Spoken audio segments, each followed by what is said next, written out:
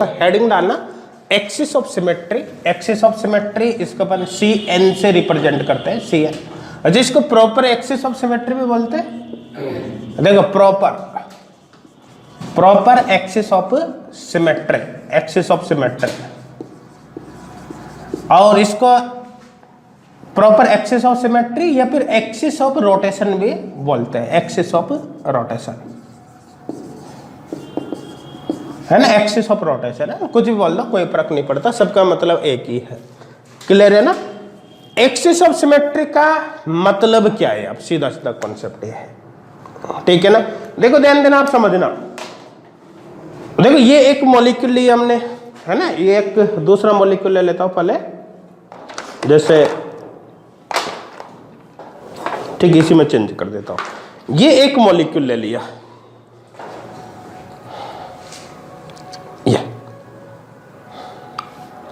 Clear यहां तक। अब देखो इस मॉलिक्यूल के अंदर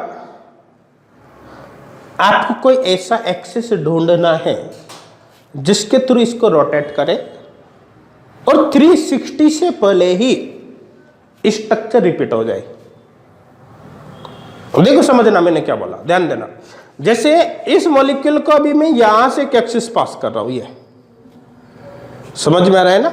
अब इस एक्सिस के थ्रू इस मॉलिक्यूल को रोटेट करना है, इस एक्सिस के थ्रू इस मॉलिक्यूल को क्या करना है, रोटेट करना है। देखिए इसको कितने डिग्री से रोटेट करो कि स्ट्रक्चर रिपीट हो जाए, ध्यान देना। अभी ये इस तरह से 180 से रोटेट करते स्ट्रक्चर रिपीट हुई नहीं, हो गया ना। फिर 180 से रोटेट किया तो टोटल 360 हो गया, 360 पर फिर स्ट्रक्चर रिपीट हो गई। तो कुल मिलाकर एक पूरे साइकिल में स्ट्रक्चर कितनी बार रोटेट हुई, रिपीट हुई, 2 बार। तो अगर किसी मॉलिक्यूल को किसी पर्टिकुलर इमेजिनरी एक्सिस के थ्रू 360 पर रोटेट किया जाए और उसकी स्ट्रक्चर एक से ज्यादा बार रिपीट होती है, मतलब 2, 3, 4, 5 इस तरह से, तो अपन कहेंगे उसके अंदर एक्सिस ऑफ सिमेट्री प्रेजेंट है। और यदि स्ट्रक्चर एक ही बार रिपीट होती है तो भाई एक्सिस ऑफ सिमेट्री नहीं है, वो तो फिर आइडेंटिटी होगी। समझ में आ रहा है, क्योंकि एक बार तो रिपीट होना ही है, चाहे कुछ भी ले लो। समझ में आ रहा है। तो एक्सिस ऑफ सिमेट्री क्या है, एक इमेजिनरी एक्सिस है जिसके थ्रू मॉलिक्यूल को रोटेट करने पर 360 डिग्री से पहले ही इक्विवेलेंट कॉन्फ़िगरेशन हमें मिल जाता है। आइडेंटिकल नहीं, इक्विवेलेंट, क्योंकि आइडेंटिकल तो 360 पर ही मिलेगा। समझ में आ रहा है ना। तो एक्सिस ऑफ सिमेट्री क्या है, देखो axis of symmetry, axis of symmetry, axis of symmetry, देखो एच एन imaginary axis, imaginary axis which give equivalent configuration, equivalent configuration. समझ में आ रहा है। देखो यहां पर आइडेंटिकल लिखा क्या अपन ने, नहीं लिखा, क्या लिखा है, इक्विवेलेंट। तो देखो axis of symmetry in an axis of symmetry is an imaginary axis which give equivalent configuration. समझ में आ रहा है ना, ठीक है ना। अब देखो ध्यान देना, आप समझना। देखो जैसे एक एग्जांपल के तरह इसको समझते हैं। जैसे सपोज करो अपन बात करें वाटर मॉलिक्यूल की, तो देखो वाटर मॉलिक्यूल ये हो गया, वी शेप होता ही नहीं होता। अब देखो शेप में तो कोई दिक्कत होगी नहीं, वीएसी पे यार अपन देख लेना कल, वी शेप होता है। अब इस मॉलिक्यूल में एक इमेजिनरी एक्सिस में यहां से पास कर रहा हूं, ये इमेजिनरी एक्सिस। देखो इस एटम को मैंने 1 कर दिया और इसको 2 कर दिया। अब इस एक्सिस के थ्रू इसको मैं 180 डिग्री पर रोटेट कर रहा हूं, 180 डिग्री पर रोटेट करते क्या होगा। देखो ये H, ये इधर का H यहाँ पर, इधर का ये आ जाएगा, तो ये तो H1 तो ये हो गया और ये H2 ये हो गया, यही होगा ना। समझ में आ रहा है। फिर इसको 180 डिग्री से रोटेट किया, देखो फिर 180 डिग्री से रोटेट करते क्या होगा। देखो इस कंडीशन में ये यहाँ आ जाएगा और ये यहाँ आ जाएगा, होगा नहीं होगा। तो इसका मतलब यहां से यहां तक पूरा 360 हो गया ना, तो ये 360 हो गया। 360 पर सेम स्ट्रक्चर आनी है, इसका मतलब ये तो हो गया आइडेंटिटी। ये क्या हो गया, एक तरह से आइडेंटिटी, क्योंकि आइडेंटिटी अप्लाई करने पर वही स्ट्रक्चर आ जाती है। और इसका मतलब देखो यहां पर अपन जब बात करते हैं इसके, तो 360 पर कंप्लीट रोटेट करने पर स्ट्रक्चर कितनी बार रिपीट हुई, 2 बार हुई ना, तो इसको अपन कहेंगे C2 एक्सिस ऑफ सिमेट्री। तो इसको क्या कहेंगे, C2 एक्सिस ऑफ सिमेट्री। तो ये अपन ने लगाया C2 एक्सिस, समझ में आ रहा है। अब देखो यहां पर समझना, C2 आपने यहां पर अप्लाई किया। C2 का मतलब है कि मॉलिक्यूल को 180 से आपने रोटेट किया, समझ में आ रहा है ना। फिर यहां पर वापस C2 लगाया, मतलब मॉलिक्यूल को फिर 180 से रोटेट किया। अब देखो आपने जब यहां पर C2 लगाया तो 180 से मॉलिक्यूल को कितनी बार रोटेट किया, एक बार किया ना, तो इसका मतलब C2 1 है ये। जब यहां से आप यहां पर चलोगे तो 180 पर आपने मॉलिक्यूल को कितनी बार रोटेट कर दिया, 2 बार, ये 1 ये 2। इसका मतलब अब आपने लगाया C2 2, समझ में है ना। और C2 2 लगाते ही सेम आ गया आइडेंटिकल। इसका मतलब C2 2 किसके बराबर होगा, आइडेंटिटी के बराबर। तो देखो पिक किया था ना अपन ने थोड़ी देर पहले, किया था ना कि CNN होगा तो आइडेंटिटी के बराबर होगा, समझ में आ रहा है ना। देखो एक केस और देखते हैं पहले यहाँ पर। जैसे सपोज कर अपन BF3 मॉलिक्यूल की बात करें, BH3 ले लेते हैं, BH3 मॉलिक्यूल की बात करते हैं। देखो sp2 हाइब्रिडाइजेशन है और शेप कौन से, ट्राइगोनल प्लेनर है या नहीं है, इसकी शेप है भाई ट्राइगोनल प्लेनर। ये केस हो गया। देखो मैं नंबर डाल दूं, इसको 1, इसको 2, इसको 3, ठीक है ना।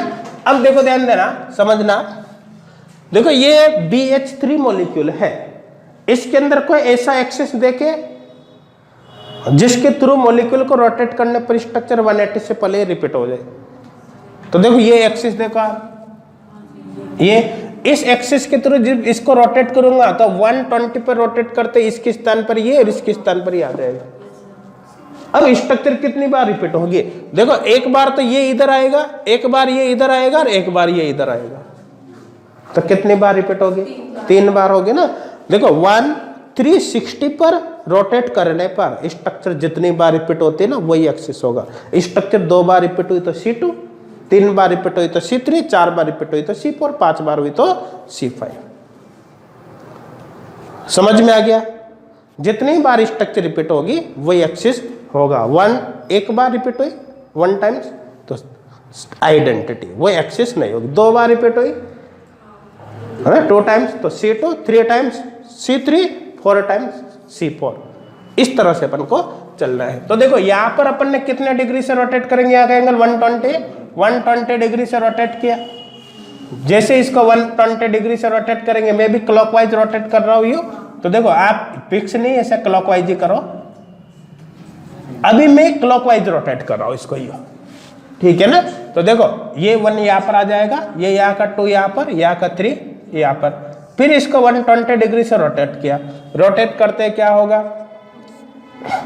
देखो ये H, देखो यहाँ पर क्लॉकवाइज रोटेट किया ना यू, तो यहाँ पर भी रोटेशन वही रखना है, फिक्स नहीं है। आप क्लॉकवाइज भी कर सकते हो, एंटी क्लॉकवाइज भी। अगर मैंने यहाँ क्लॉकवाइज किया तो पूरे प्रोसेस में क्लॉकवाइज रोटेशन होगा, तभी तो 360 होगा। अब आपने क्या कि एक बार तो क्लॉकवाइज, दूसरी बार एंटी क्लॉकवाइज कर दिया, तो फिर करते ही रहो दिन भर, क्या फायदा। समझ में आ रहा है ना। इसलिए क्या है कि या तो क्लॉकवाइज किया तो फिर सभी में क्लॉकवाइज रखना है, एंटी क्लॉकवाइज यहाँ पर करता हो तो सभी में फिर एंटी क्लॉकवाइज रखना है। समझ में आ रहा है ना। तो देखो यहाँ क्लॉकवाइज किया तो यहाँ भी क्लॉकवाइज करेंगे तो ये 1 यहाँ पर आएगा, ये 2 यहाँ पर चला जाएगा और ये 3 यहाँ पर चला जाएगा। फिर इसको 120 से रोटेट किया, 120 डिग्री से रोटेट करते वापिस ये बनेगा, ठीक है ना। अब देखो ये 2 यहाँ पर चला जाएगा, यहाँ का 3 यहाँ पर और यहाँ का 1 यहाँ पर। देखो ये वापस क्लॉकवाइज रोटेट कर रहे हैं इसको, ये समझ में आ रहा है नहीं आ रहा। अब देखो ये और ये सेम है या नहीं, है ना, आइडेंटिकल, इक्विवेलेंट, आइडेंटिकल। तो देखो 360 पर 120 360 पर तो आइडेंटिकल आना ही है। अब देखो 360 पर मॉलिक्यूल को रोटेट करने पर स्ट्रक्चर कितनी बार रिपीट हुई? 1 2 3, 3 बार। इसका मतलब C3 है। 360 पर रोटेट करने पर स्ट्रक्चर जितनी बार रिपीट होगी वही एक्सिस है। कितनी बार रिपीट हुई? 3 बार। तो कौन सा एक्सिस हुआ? C3। तो यहां पर C3 1 हो गया है। जब आप यहां से यहां पर चल रहे हो ना, यहां से यहां, तो देखो C3 1 फिर C3 1, 2 हो गए ना। तो देखो भाई यहां से यहां पर भी तो C3 1 है, इसके लिए तो यही है। तो अब आप इससे इस पर चलोगे तो C3 1 मैं कहता 120 120 2 बार कर दिया ना, कर दिया ना। तो देखो इसका मतलब ये होगा C3 2। ये समझ में आ रहा है? ठीक है ना। मतलब एक पर्टिकुलर एक्सिस को कितनी बार लगाते हैं वो ऊपर जाता है पावर में। जैसे C3 को एक बार लगाया ये तो 1 आ गया, फिर C3 को इसके लिए तो 1 ही बार लगाया, ऊपर आ गया। ठीक है ना। जब मैं यहां से यहां पर चल रहा हूं तो C3 को 1 बार लगा दिया, दूसरी बार लगा, 2 बार लगा दिया ना, इसलिए यहां पर 2 पावर में है। समझ में आ रहा है? फिर अगर यहां से यहां पर चलता हूं मैं तो देखो ये C3 1 इसके लिए फिर C3 1 है, तो इसका मतलब C3 1 कितनी बार हो गया? अब 3 बार, 1 2 3 हो गया ना। जिसका मतलब यहां से यहां पर ये C3 3 है और C3 3 लगाते आइडेंटिकल मिल रहा है, जबकि ये तो इक्विवेलेंट है। इसका मतलब ये क्या हो जाएगा? ये आइडेंटिटी हो जाएगा। ये एक्सिस नहीं है, ये आइडेंटिटी है। तो देखो अब वो कॉन्सेप्ट क्लियर हो गया होगा। अपन ने कहा था कि एक्सिस ऑफ सिमेट्री के केस में CNN डेट इज CNN ये आइडेंटिटी के बराबर होता है। एग्जाम्पल अपन ले सकते हैं C22, ये यहां पर लिखा है देखो, ठीक है ना। C33 ये देखो आप, इसी तरह से C44 C55 एटसेट्रा। जितना नीचे उतना ही ऊपर लोगे तो वो हमेशा किसके बराबर होगा? आइडेंटिटी के बराबर होगा। कोई डाउट है क्या? नहीं है? क्लियर हो गया होगा? समझ में आ रहा है? नहीं, ये केस हो गया भाई, ये केस हो गया। ठीक है। एक्सिस ऑफ सिमेट्री का मतलब क्लियर है? कोई डाउट तो नहीं ना। अब देखो जैसे अपन ने यहां पर लिखा CN, इसका मतलब होता है n fold axis of symmetry. इसका मतलब क्या होगा? n fold axis of symmetry, n fold axis of symmetry. समझ में आ रहा है? जैसे यहां पर लिखा अपन ने C2, इसका मतलब 2 fold axis of symmetry, 2 fold axis of symmetry, 2 fold axis of symmetry. यहां पर अपन ने लिखा C3, इसका मतलब क्या होगा? 3 fold axis of symmetry, axis of symmetry, है ना, एटसेट्रा। इसी तरह से C4 axis of symmetry, 4 fold axis, 5 fold axis of symmetry, etcetera होगा। समझ में आ रहा है? ठीक है ना। तो देखो अब अगर मान लो अपन यहां पर लिखते हैं, देखो CNN डैश, ये ऊपर लिखा, देखो नीचे वाला तो नंबर ऑफ फोल्ड को बता रहा है। जो नीचे वाला n है वो किसको बता रहा है? नंबर ऑफ फोल्ड को, नंबर ऑफ फोल्ड।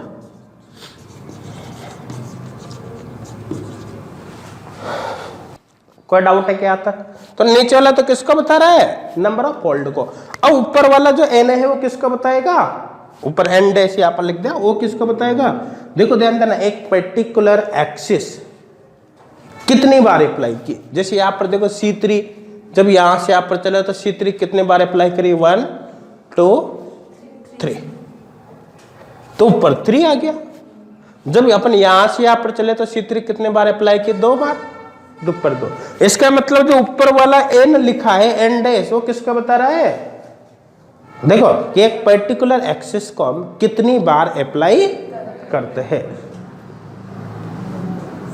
समझ में आ रहा है ना? तो ये किसको बता रहा है कि एक पर्टिकुलर एक्सिस को अपन कितनी बार अप्लाई करते हैं। किसी को डाउट है क्या यहाँ तक? ठीक है ना। तो देखो यहां पर जो n डैश है, ये वाला n डैश, देखो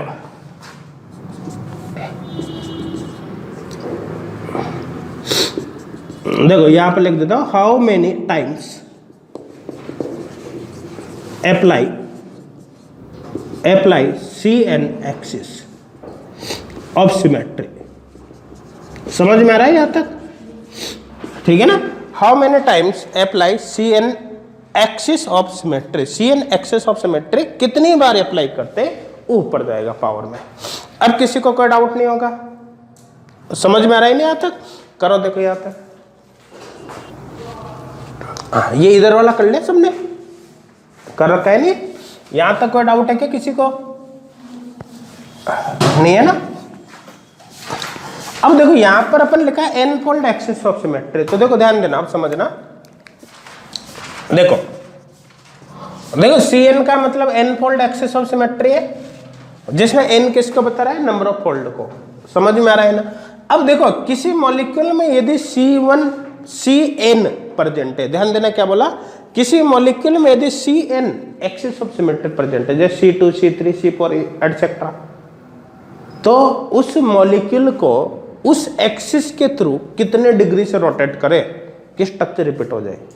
अपन को पता है कि C2 है तो 180 से रोटेट करना पड़ेगा, C3 है तो 120 से, C4 है तो 90 से। तो आपको यहाँ पर थीटा फाइंड करने के लिए क्या करना है? देखो थीटा इक्वल होगा 360/n। समझ में आ रहा है ना। ये मैं कह दूं कि n इक्वल होगा 360/थीटा, ये होता है। एग्जाम्पल यहां पर देखिए, ठीक है ना। जैसे सपोज करो मॉलिक्यूल में C2 एक्सिस प्रेजेंट है, तो थीटा कितना होगा?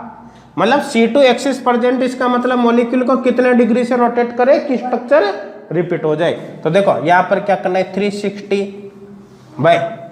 n कितना है यहाँ पर 2 है ना, तो इसका मतलब 180 डिग्री।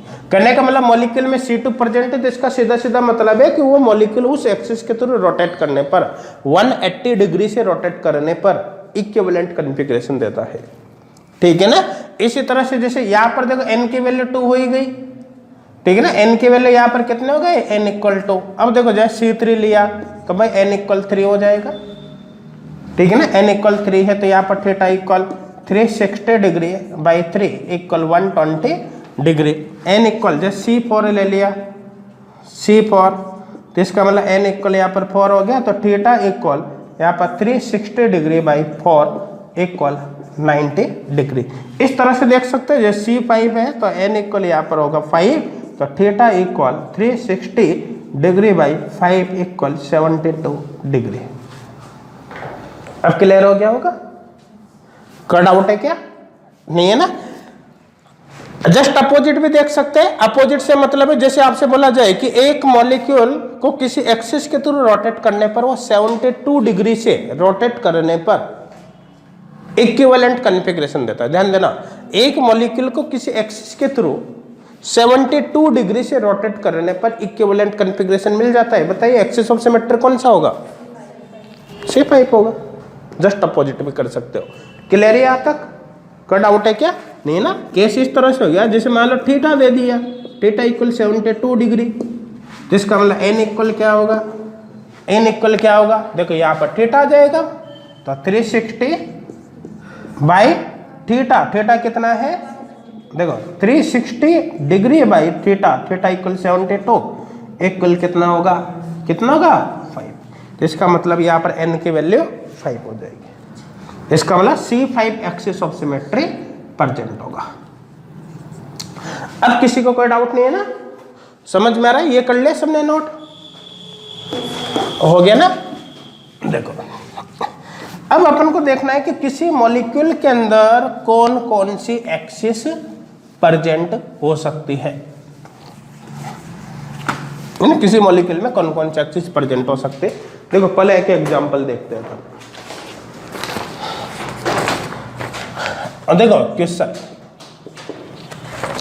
देखो, so the axis of symmetry in following molecules, है ना। क्वेश्चन फर्स्ट है सीट का, प्रॉब्लम सीट फर्स्ट का। So the axis of symmetry, axis of symmetry, axis of symmetry in the following molecules, following molecules. अब देखो इसमें सबसे पहले अपन बात करें ए की। इसमें बना रखा है ना अलग अलग A B C D E F।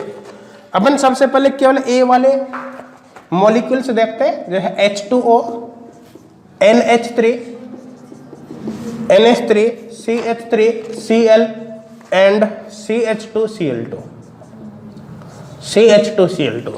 अब हमें देखना है कि ये जो मॉलिक्यूल्स है कौन कौन से, ये H2O, NH3, CH3, Cl, CH2Cl2, इनमें कौन सी एक्सिस प्रेजेंट है, C2 है, C3 है, C4 है, कौन सी एक्सिस प्रेजेंट है वो हमें देखना है। ठीक है ना, एक का मैं बताऊं पहले, उसके बाद आपको अप्लाई करना है। ठीक है ना, देखो सबसे पहले जैसे अपन बात करें वाटर मॉलिक्यूल H2, देखो सबसे पहले जब आप सिमेट्री एक्सिस देखोगे, एक्सिस ऑफ सिमेट्री, सबसे पहले आपको देखना है मॉलिक्यूल में कि उसकी शेप क्या है। शेप देखने का तरीका अपन को पता है, हाइब्रिडाइजेशन देखो, VSEPR फिर अप्लाई करो, शेप आ जाएगी। समझ में आ रहा है ना। तो देखो यहाँ पर शेप देखने के लिए अपन को पता है कि इसमें क्या है, sp3 हाइब्रिडाइजेशन है और लॉन पेयर 2 है। sp3 पर जब 2 लॉन पेयर होगा तो V शेप होगा, नहीं होगा। सबसे पहली कंडीशन मॉलिक्यूल की शेप आइडेंटिफाई करना आपको आनी चाहिए। ठीक है ना, अब जो शेप है उसके अकॉर्डिंग देखो, ये वाटर मॉलिक्यूल ये हो गया है या नहीं।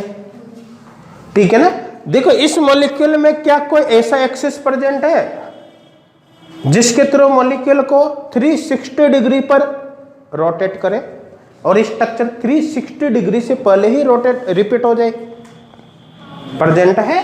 देख कौन सा, ये एक्सिस प्रेजेंट है, ये है या नहीं।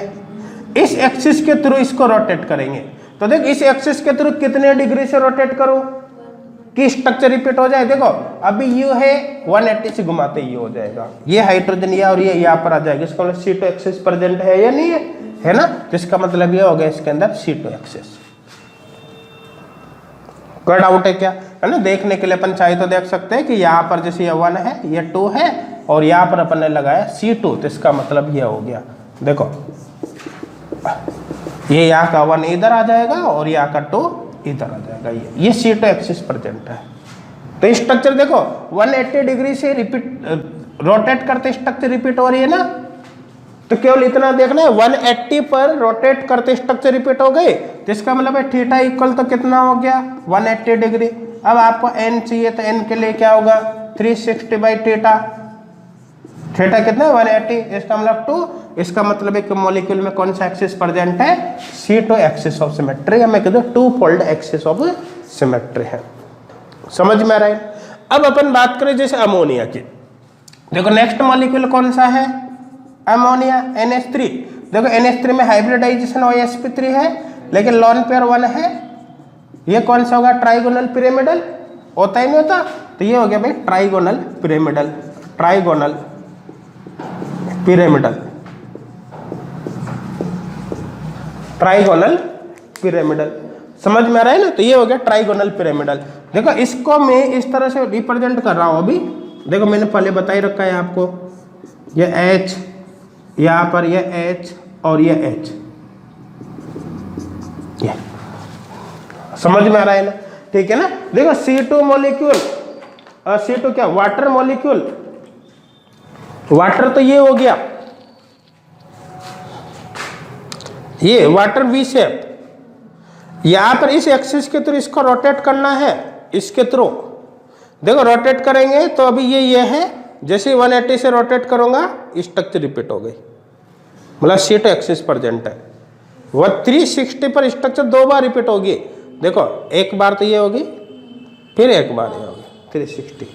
अब अपन बात करें अमोनिया की, तो अमोनिया कौन सा है ट्राइगोनल पिरामिडल, तो ये हो गया ट्राइगोनल पिरामिडल, ये दिख रहा है सबको, दिख रहा है ना। अब स्ट्रक्चर कितने बार रिपीट होगी, देखो अभी यहाँ पर जो बनाया अपन ने यू बनाया, ये प्लेन, तो ये तो प्लेन में आ गया, ये आपकी तरफ आ रहा है वेज वाला, ये आपसे दूर जा रहा है डैश वाला, ये ना।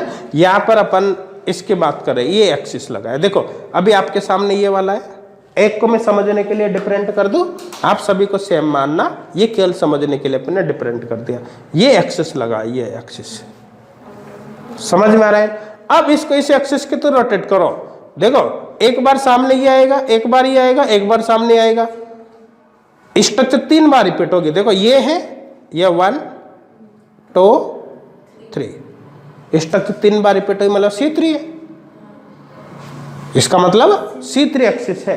तो C3 एक्सिस को अपन यहां से यू बता सकते हैं, ये C3 एक्सिस है, यहां पर ये एक्सिस कौन सी होगी C3। अपन इसको यू भी रिप्रेजेंट कर सकते हैं, जैसे यहां पर अपन ने बना दे ये वेज पर हाइड्रोजन, आप चाहो तो डैश पे भी बना सकते हो, बता रखा है ना, देखो ये वेज पर हाइड्रोजन।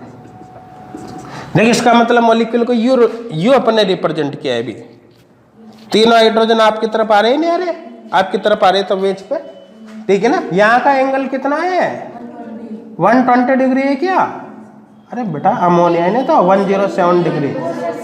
लेकिन जब एक्सिस की बात, बेटा अभी तो एंगल पूछा था ना जब एक्सिस ऑफ सिमेट्री की बात करेंगे तो स्ट्रक्चर तो 3 बार रिपीट होगी भाई, एक बार ये सामने आएगा, एक बार ये, तो भाई एंगल तो 107 डिग्री का है, लेकिन स्ट्रक्चर कितनी बार रिपीट होगी वो देखना है हमें, अभी एंगल नहीं देखना। तो देखो ये एक्सिस, इसके थ्रू इसको रोटेट करेंगे तो एक बार ऊपर ये है, फिर ये आएगा, फिर ये आएगा, तो स्ट्रक्चर 3 बार रिपीट होगी, मतलब ये है, इसको अपन बोलेंगे C3। इसका मतलब है कि यू लगाया अपन, समझ में आ रहा है। तो एक्सिस कौन सा है C3। आप चाहो तो तीनों को डैश पे भी रिप्रेजेंट कर सकते हैं, वो अपन ने बता रखा है। अब मेरे हिसाब से क्लियर हो गया होगा कि एक मॉलिक्यूल के अंदर एक्सिस ऑफ सिमेट्री आप कैसे देखोगे, समझ में आ रहा है ना। इसी प्रकार अपन को किसकी बात करनी है, CH3Cl एंड CH2Cl2। चलो करो इसकी, फिर मैं एक्सप्लेन करता हूं, करो निकालो कौन कौन सी है। हो गया बेटा, कर लिया, हाँ कर लिया सबने, हो गया ना। अच्छा यहाँ पर एंगल कितना होगा, C3 है ना, तो n की वैल्यू 3 आ गया तो 120 होगा एंगल, तो थीटा की वैल्यू कितनी होगी, देखो 360/3 = 120 डिग्री, 120 डिग्री ये कर रखा है ना। किसी को कोई डाउट है क्या तक, नहीं है। देखो नेक्स्ट CH3Cl, देखो ये CH3Cl, देखो CH3Cl हाइब्रिडाइजेशन sp3 है, sp3 तो टेट्राहेड्रल होगा नहीं होगा। तो देखो अभी इसमें ध्यान देना, ये कार्बन और ये हो गया क्लोरीन, और यहाँ पर ये हाइड्रोजन और ये हाइड्रोजन और ये हाइड्रोजन, यही होगा। अब देखो ये टेट्राहेड्रल तो है, लेकिन यहाँ पर टेट्राहेड्रल से कोई फर्क नहीं पड़ रहा, इसमें एक्सिस कौन सा होगा वो देखना है इन्हें, तो ठीक है ना। देखो ये अगर यहां से मैं एक एक्सिस पास कर रहा हूं, ये एक्सिस, ये तो देखो ये केवल C3 एक्सिस है।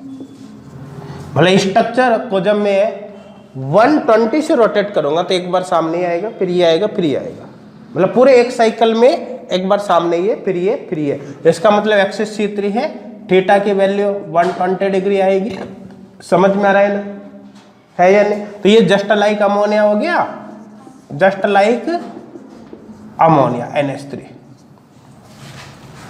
किसी को कोई डाउट है क्या, नहीं है ना। तो यहां पर देखो ध्यान देना, जैसे ये अमोनिया है, इधर देखो ये अमोनिया, समझ में आ रहा है ना।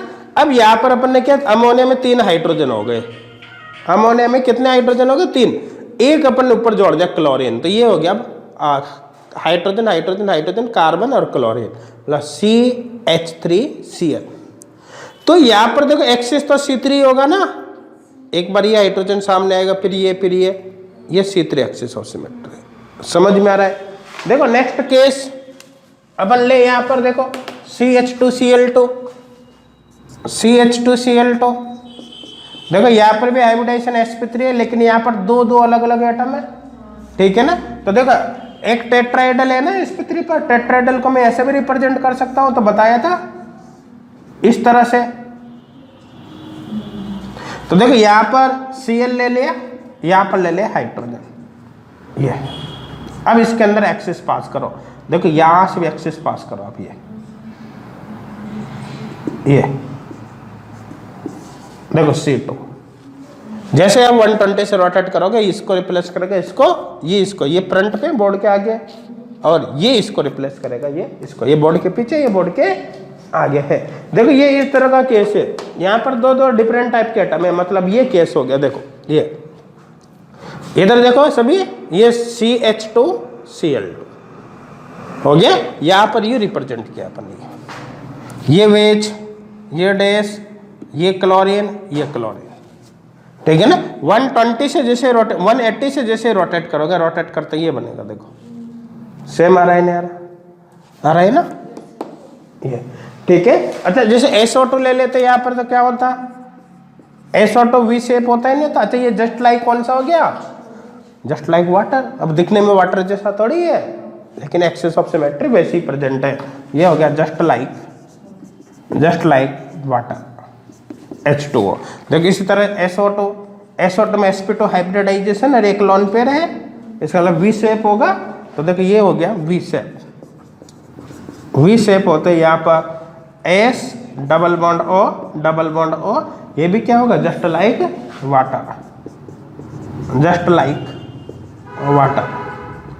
लाइक वाटर, मतलब यहाँ पर कौन सा एक्सिस प्रेजेंट होगा, वही C2 axis of symmetry present होगी। किसी को कोई डाउट है क्या, नहीं समझ में आ रहा है सबको, ये कर लिया सबने, हो गया ना। देखो ये हो गया ए, देखो नेक्स्ट है B, ठीक है ना B। देखो कौन कौन से यहाँ पर ये दे रखे हमें मॉलिक्यूल्स, देखो एथीन BF3 NiCN4 2- देखो C5H5 plus C5H5 minus C5H5 radical और एंड बेंजीन C6H6 बेंजीन।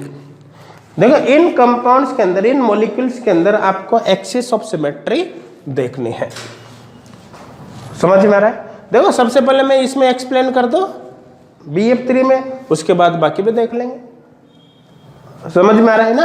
तो देखो BF3 मॉलिक्यूल में एक्सप्लेन कर रहा हूं, सबसे पहले BF3 मॉलिक्यूल, देखो ध्यान देना, BF3 मॉलिक्यूल sp2 हाइब्रिडाइजेशन है, ट्राइगोनल प्लेनर होता है, देखो ये होगा, ठीक है ना। देखो यहां से यहां तक इसको घुमाएंगे, ये वाला एक्सिस, तो एक बार ये आएगा सामने, एक बार ये, तो C3 होगा नहीं होगा, तो C3 एक्सिस ऑफ सिमेट्री हो गया, समझ में आ रहा है ना, ये कौन सा हो गया, C3 एक्सिस ऑफ सिमेट्री। अब देखो इस मॉलिक्यूल को अगर मैं इस एक्सिस के थ्रू रोटेट करूं 180 पर यू, तो भी तो स्ट्रक्चर रिपीट होगी, ये यहाँ पर आएगा, ये यहाँ पर आएगा, तो इसका मतलब ये एक्सिस भी है इसमें, ये C2 हो गई, है या नहीं है। इस मॉलिक्यूल को अगर मैं इस एक्सिस के थ्रू रोटेट करूं 180 से यू, यहां से एक्सिस यू, तो ये इसको रिप्लेस करेगा इसको, इसका मतलब यहाँ पर जो ये एक्सिस होगी ये भी C2 है, इसी तरह से एक इधर से भी हो सकती है, तो देखो यहाँ पर ये कौन सी C2। अब देखो जो C3 वो तो U है, C3 तो U है, और जो C2 है वो इस एक्सिस के परपेंडिकुलर U करने का मतलब जो C3 है उसके परपेंडिकुलर ये तीनों एक्सिस है या नहीं है। तो यहां पर अपन लिखेंगे, देखो C3, ठीक है ना, C3, देखो 3C2 ये 3C2 इसके परपेंडिकुलर है या नहीं है, क्या लिखा, परपेंडिकुलर C3, तो C3 3C2 परपेंडिकुलर C3, समझ में आ रहा है यहाँ तक, कोई डाउट है क्या। तो ऐसा अब यहाँ पर क्लियर हो गया होगा कि ऐसा जरूरी नहीं कि मॉलिक्यूल में एक ही एक्सिस हो, एक से ज्यादा एक्सिस भी प्रेजेंट हो सकती है, समझ में आ रहा है ना। अब देखिए इसको एक बार मैं मॉडल से भी एक्सप्लेन कर देता हूँ आपको। देखिए इधर देखो सभी, ये अपन ने मॉडल लिया, ये इधर देख लो, ये केस हो गया, ये BF3 हो गया, ट्राइगोनल प्लेनर दिख रहा है ये। अभी आपके सामने ये है, फिर ये आएगा सामने, फिर ये आएगा, देखो 120 पे रोटेट करते स्ट्रक्चर रिपीट हो रही, तो ये C3 है, ये C3, ध्यान देना U लगाया, ये C3, ठीक है ना। अब इसके परपेंडिकुलर ये देखो आप, ये यहां से ये एक्सिस पास की, ये वाली, ये इसके थ्रू 80 पे रोटेट करते स्ट्रक्चर रिपीट हो रही है, तो ये एक्सिस है, तो भाई ये वाली भी होगी ना, यहाँ से इससे पास हो रही है, तो ये वाली भी होगी, यहाँ से पास होगी, तो कुल मिलाकर क्या हो गया, तो C3 ये है, उसके परपेंडिकुलर 3 C2 ये और ये। अब क्लियर हो गया होगा, हो गया ना, कोई डाउट है क्या? देखो जिस प्रकार से हमने यहाँ पर देखा है उसी प्रकार से बाकी जो मॉलिक्यूल है, ethene NiCN4 2- C5H5 plus C5H5 minus C5H5 radical and benzene में भी आपको देखना है किन के अंदर कौन कौन से एक्सिस होगी। अच्छा एक बात ध्यान देना कि यहाँ पर रिलेशन ऐसा सभी में आएगा, जितने भी मॉलिक्यूल यहाँ पर बन रहे हैं ना सभी के अंदर ऐसा रिलेशन आएगा, बस आपको आइडेंटिफाई करना है कि किस मॉलिक्यूल के अंदर कौन से एक्सिस प्रेजेंट है। करो देखो जल्दी से, हाँ करके देख लेने, चलो मैच कर लेना। यहां तक तो कोई डाउट नहीं ना किसी को, है ना? चलो इधर देखना, देखो नेक्स्ट मॉलिक्यूल ये ले ले अपन, एथीन।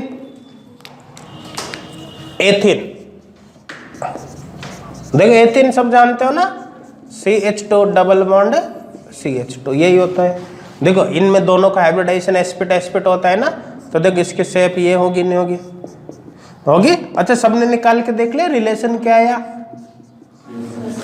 क्या आया, C2 और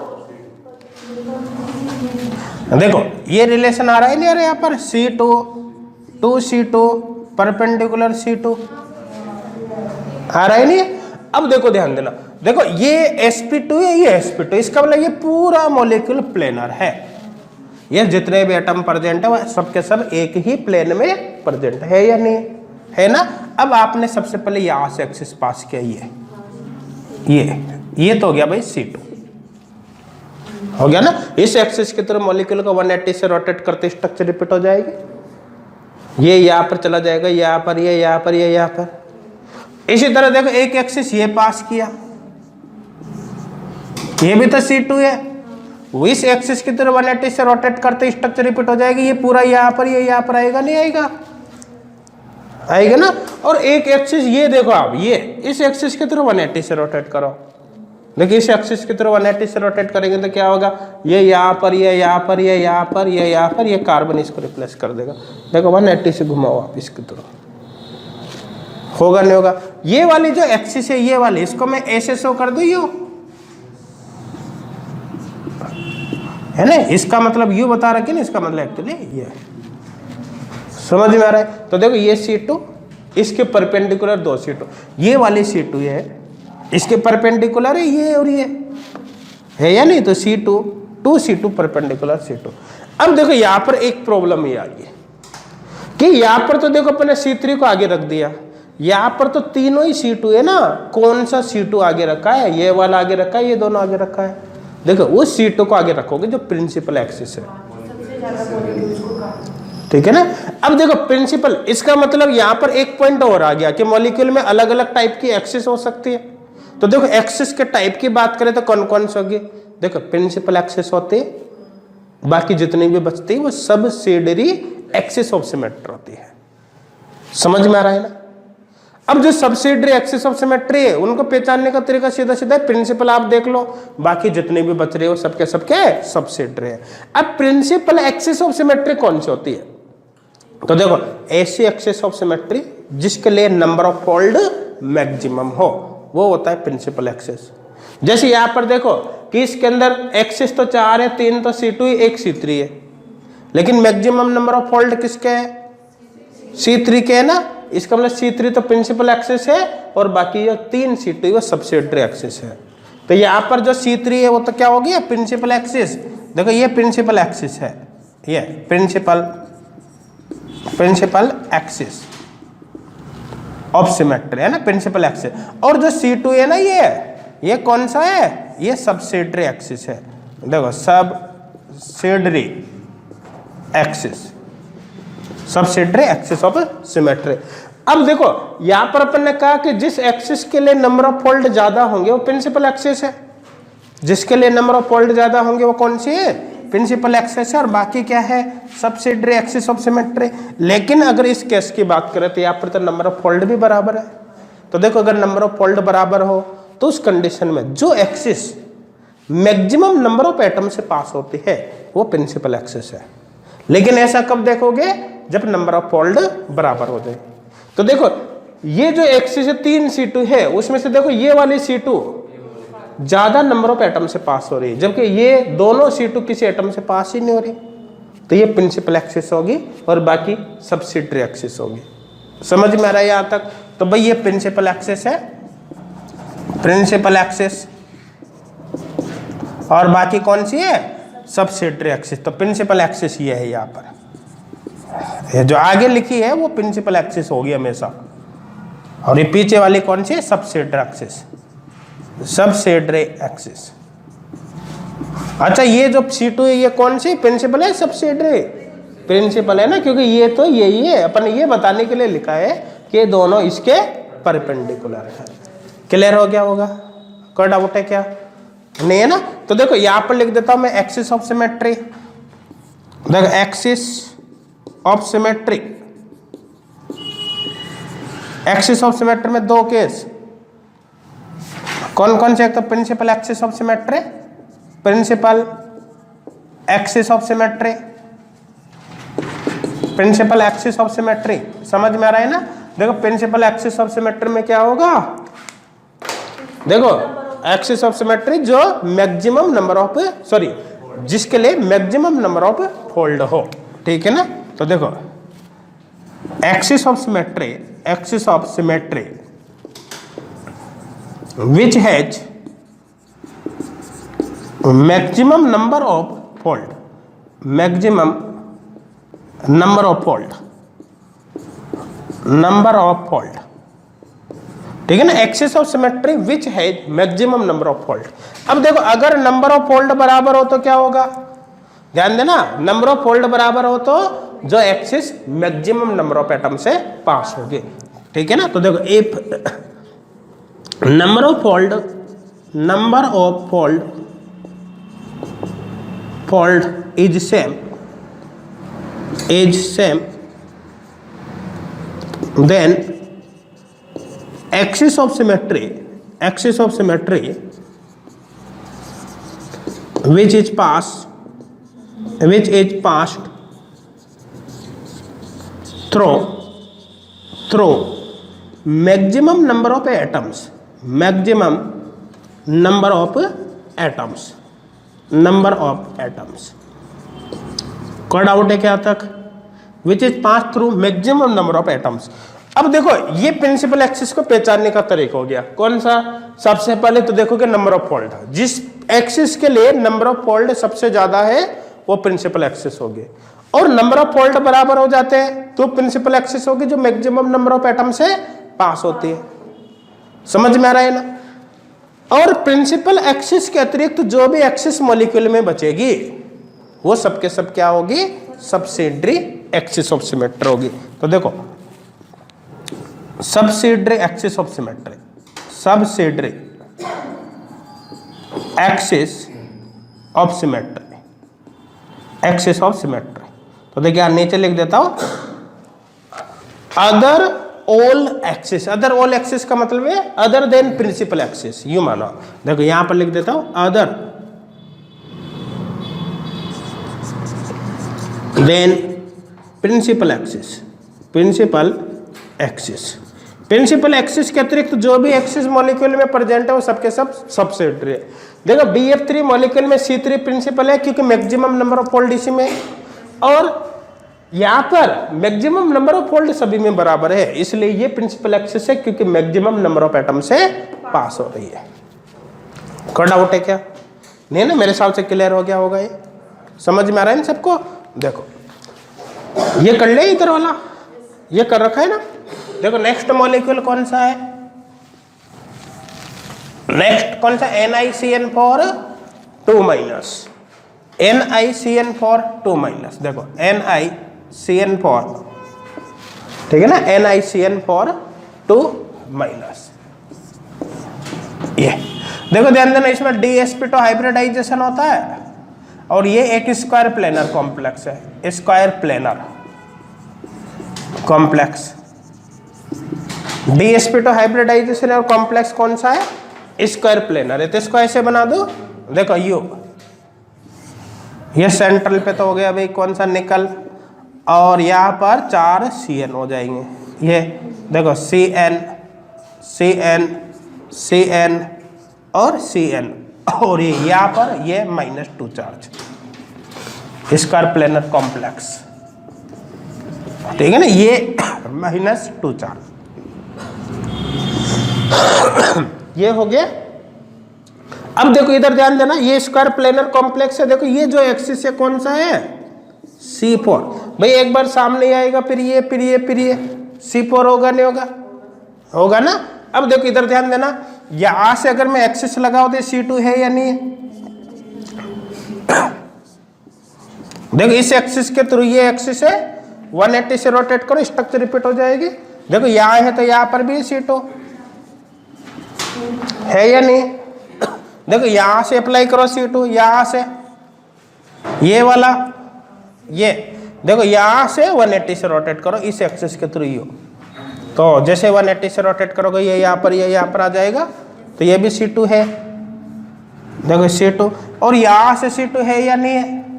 देखो ये भी C2 है, ठीक है ना। ये -2 चार्ज में यहाँ लगा दूँ, चलो यहाँ यू लगा देता हूँ बाहर की तरफ, यहाँ पर ये -2, ठीक है ना। देखो ये C2 यहाँ से ये वाला है ना, अपन यहाँ भी बता सकते थे, कोई इशू नहीं, एक ही बात है, ठीक है ना। ये पूरा आई, ठीक है ना। इसके थ्रू 180 से रोटेट करते स्ट्रक्चर रिपीट होगी नहीं होगी? होगी ना। कितने सीट हो गए? 1 2 3 4 सीट हो गए। और ये C4 तो ये है, और ये जितने भी C2 है इसके परपेंडिकुलर है या नहीं? इसका मतलब रिलेशन क्या हो गया? 4 C2 परपेंडिकुलर C4। ये C4 तो प्रिंसिपल होगा और बाकी सब सब्सिडियरी। तो ये प्रिंसिपल एक्सिस हो गया और बाकी सब्सिडियरी एक्सिस ऑफ सिमेट्री।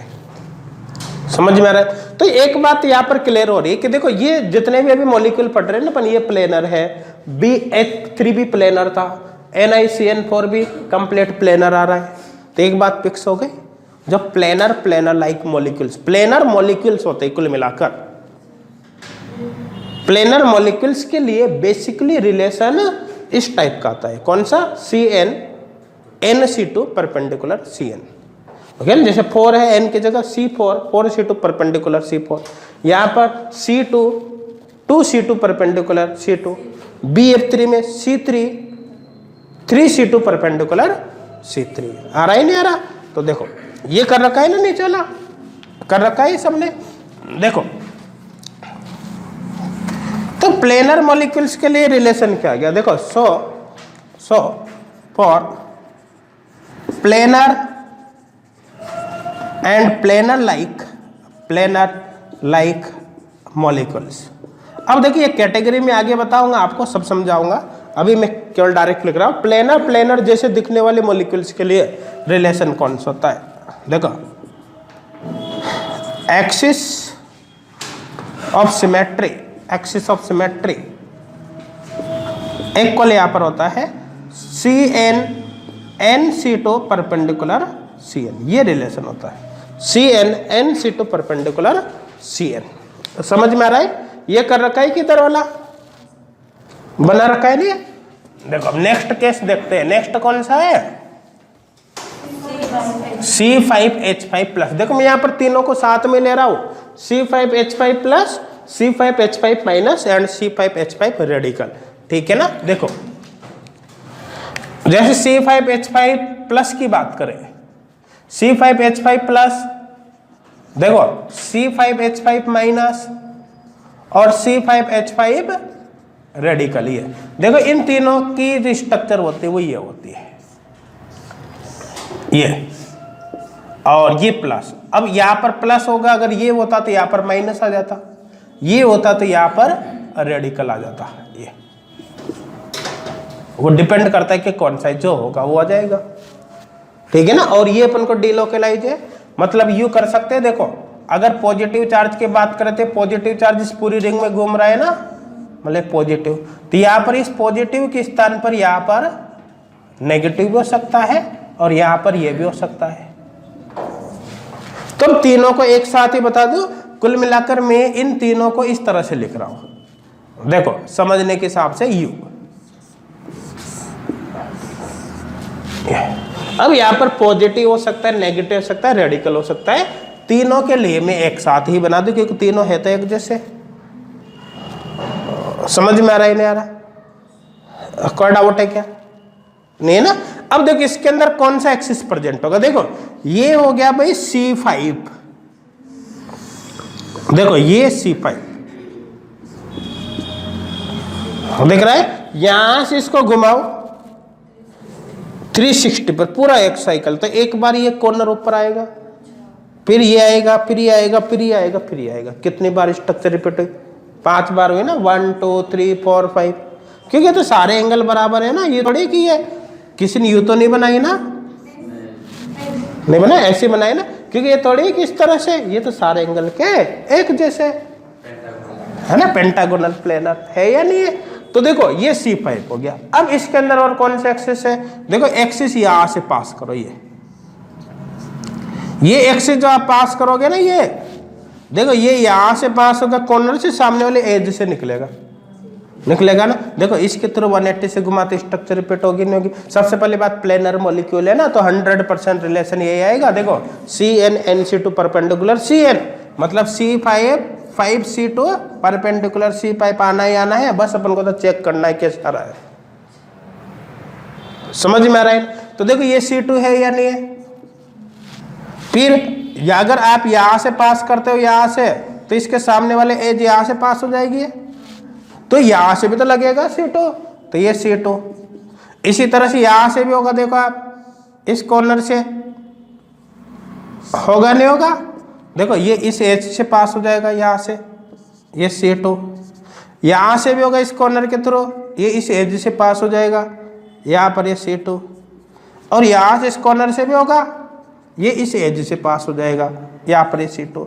कितने C2 है हो गए, देखो काउंट करो 1 2 3 4 5 आ गया ना।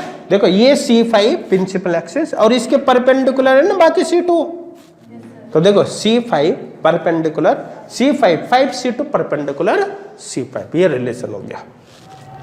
कोई डाउट है क्या? नेक्स्ट केस कौन सा है? बेंजीन है ना। देखो नेक्स्ट केस बेंजीन देखो कौन सा C6H6। बेंजीन हेक्सागोनल प्लेनर होता है नहीं होता, तो देखो ये बेंजीन हेक्सागोनल प्लेनर, ये समझ में आ रहा है ना, ये बेंजीन हो गया हेक्सागोनल प्लेनर। अब देखो यहां पर देखो आप यहां से ये एक्सिस लगाओ, ये वाला, तो ये C6 होगा नहीं होगा, होगा ना। इस एक्सिस के थ्रू आप जब रोटेट करोगे इसको, तो पूरे एक साइकिल में स्ट्रक्चर 6 टाइम रोटेट होगी, रिपीट होगी। एक बार कॉर्नर ये सामने आएगा, फिर ये, फिर ये, फिर ये, फिर ये, फिर ये, टोटल कितने हो गए 1 2 3 4 5 6 टाइम स्ट्रक्चर रिपीट होगी। समझ में आ रहा है? ठीक है ना। अब देखो प्लेनर है या नहीं है, प्लेनर है तो 100% रिलेशन होगा। C6 है तो देखो 6C2 परपेंडिकुलर C6 यहाँ पर आना ही आना है, बस अपन को चेक करना है कि कहाँ पर कौन सा एक्सिस लगेगा। समझ में आ रहा है ना। तो देखो ध्यान देना, एक एक्सिस जैसे यहां से पास किया, ये कॉर्नर टू कॉर्नर हो जाएगा, समझ में आ रहा है, यहां से निकलेगा।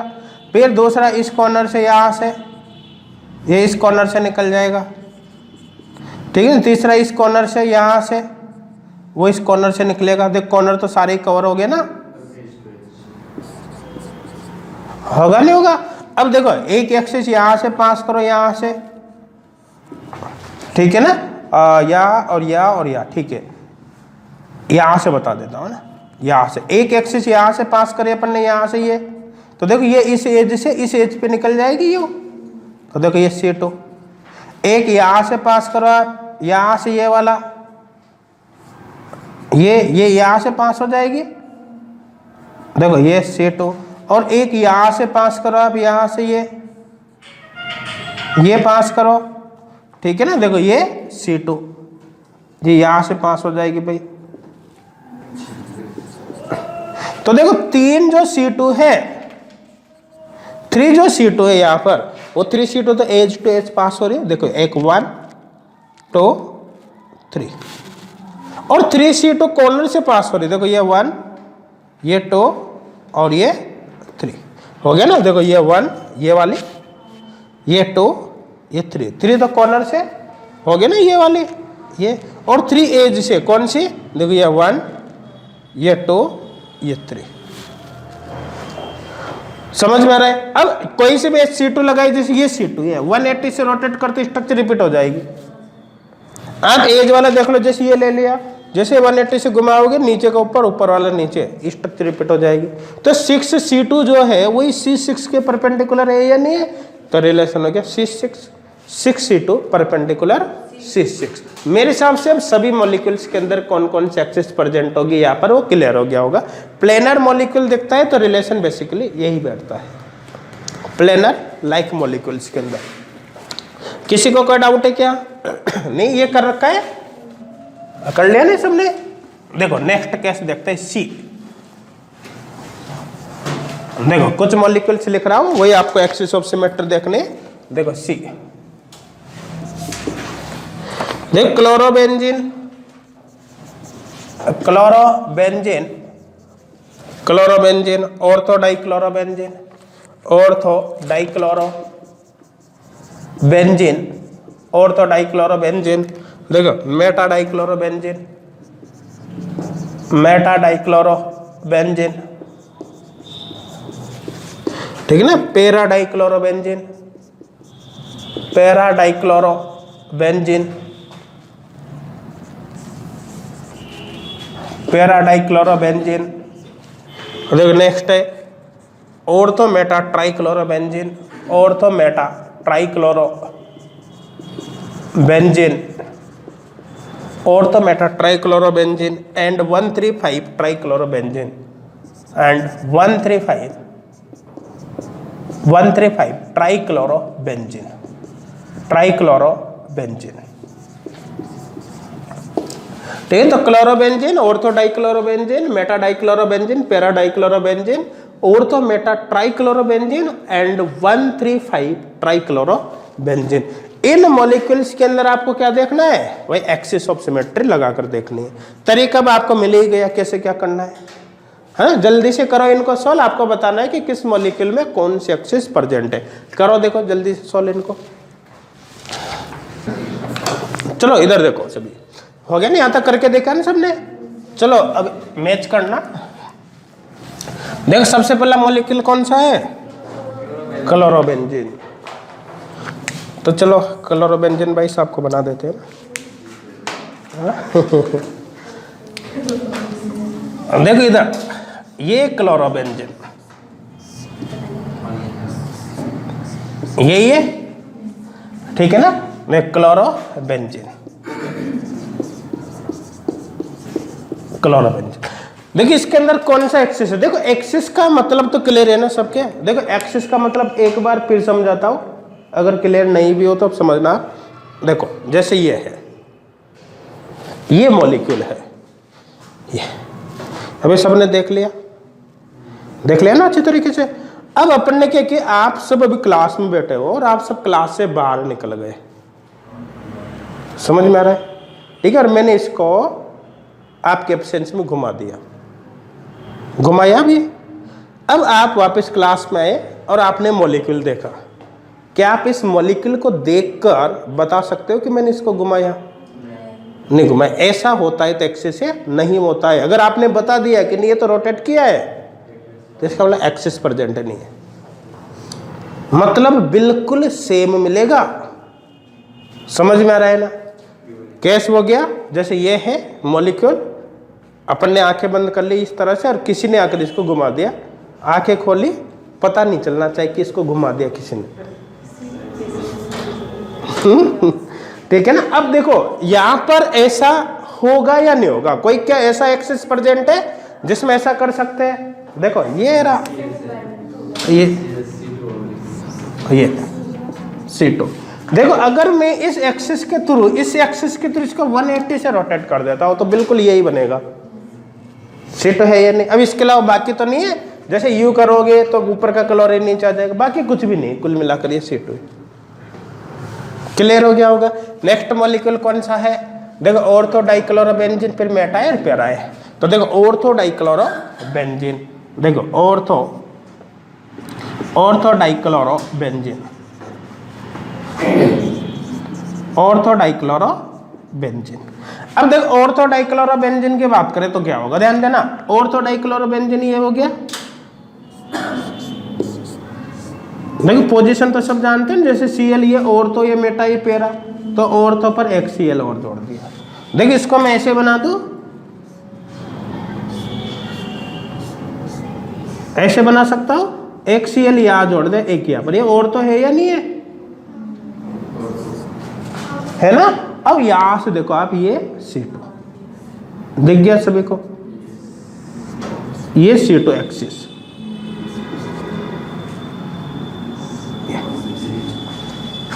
है या नहीं, है ना। इसके थ्रू 180 से घुमाओ, स्ट्रक्चर रिपीट हो जाएगी।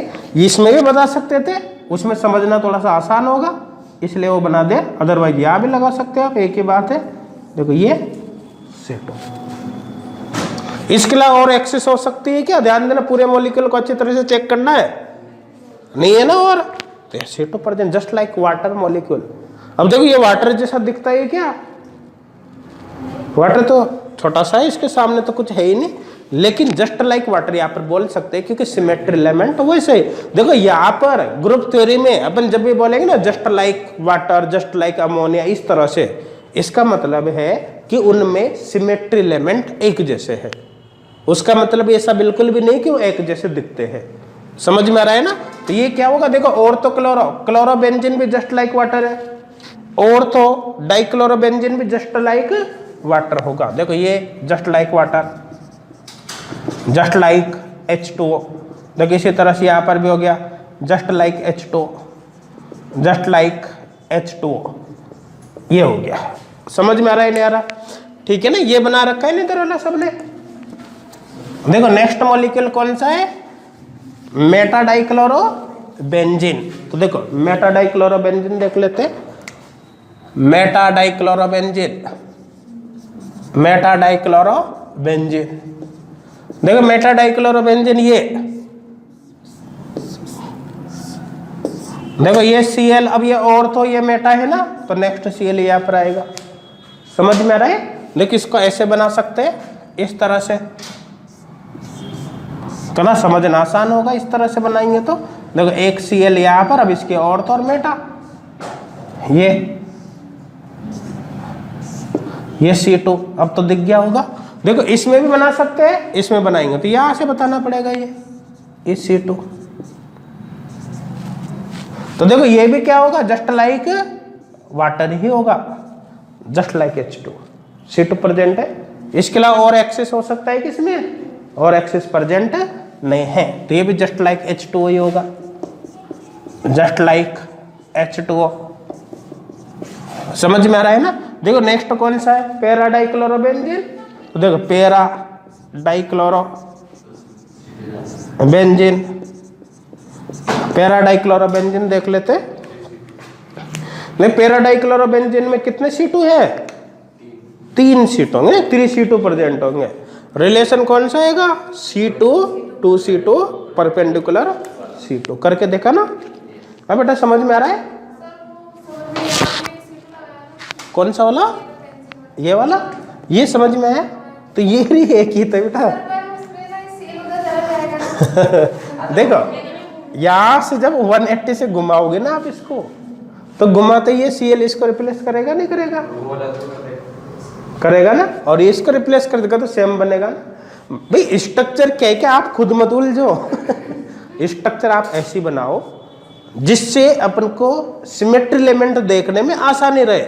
मैं चाहता तो शुरू में डायरेक्ट इसमें समझाता, लेकिन इसमें क्यों नहीं समझाया, क्योंकि इसमें क्या तिरछा देखना पड़ेगा। अब आप ये तिरछा करके थोड़ी देखोगे। इसलिए इसको बना दे अपन ऐसा।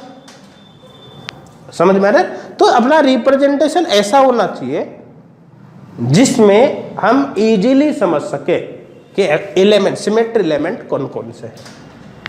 समझ में आ रहा है ना। तो यहाँ पर भी वही है, वो तो यहाँ पर भी वही है, मॉलिक्यूल तो एक ही है, तो आपने इसमें देख लिया, मतलब इसमें अपने आप देख लिया। क्लियर हो गया होगा। देखो नेक्स्ट कौन सा है, पैरा डाइक्लोरोबेंजीन। देखो पैरा डाइक्लोरोबेंजीन, ये पैरा डाइक्लोरोबेंजीन, देखो ये Cl और ये Cl, ठीक है ना।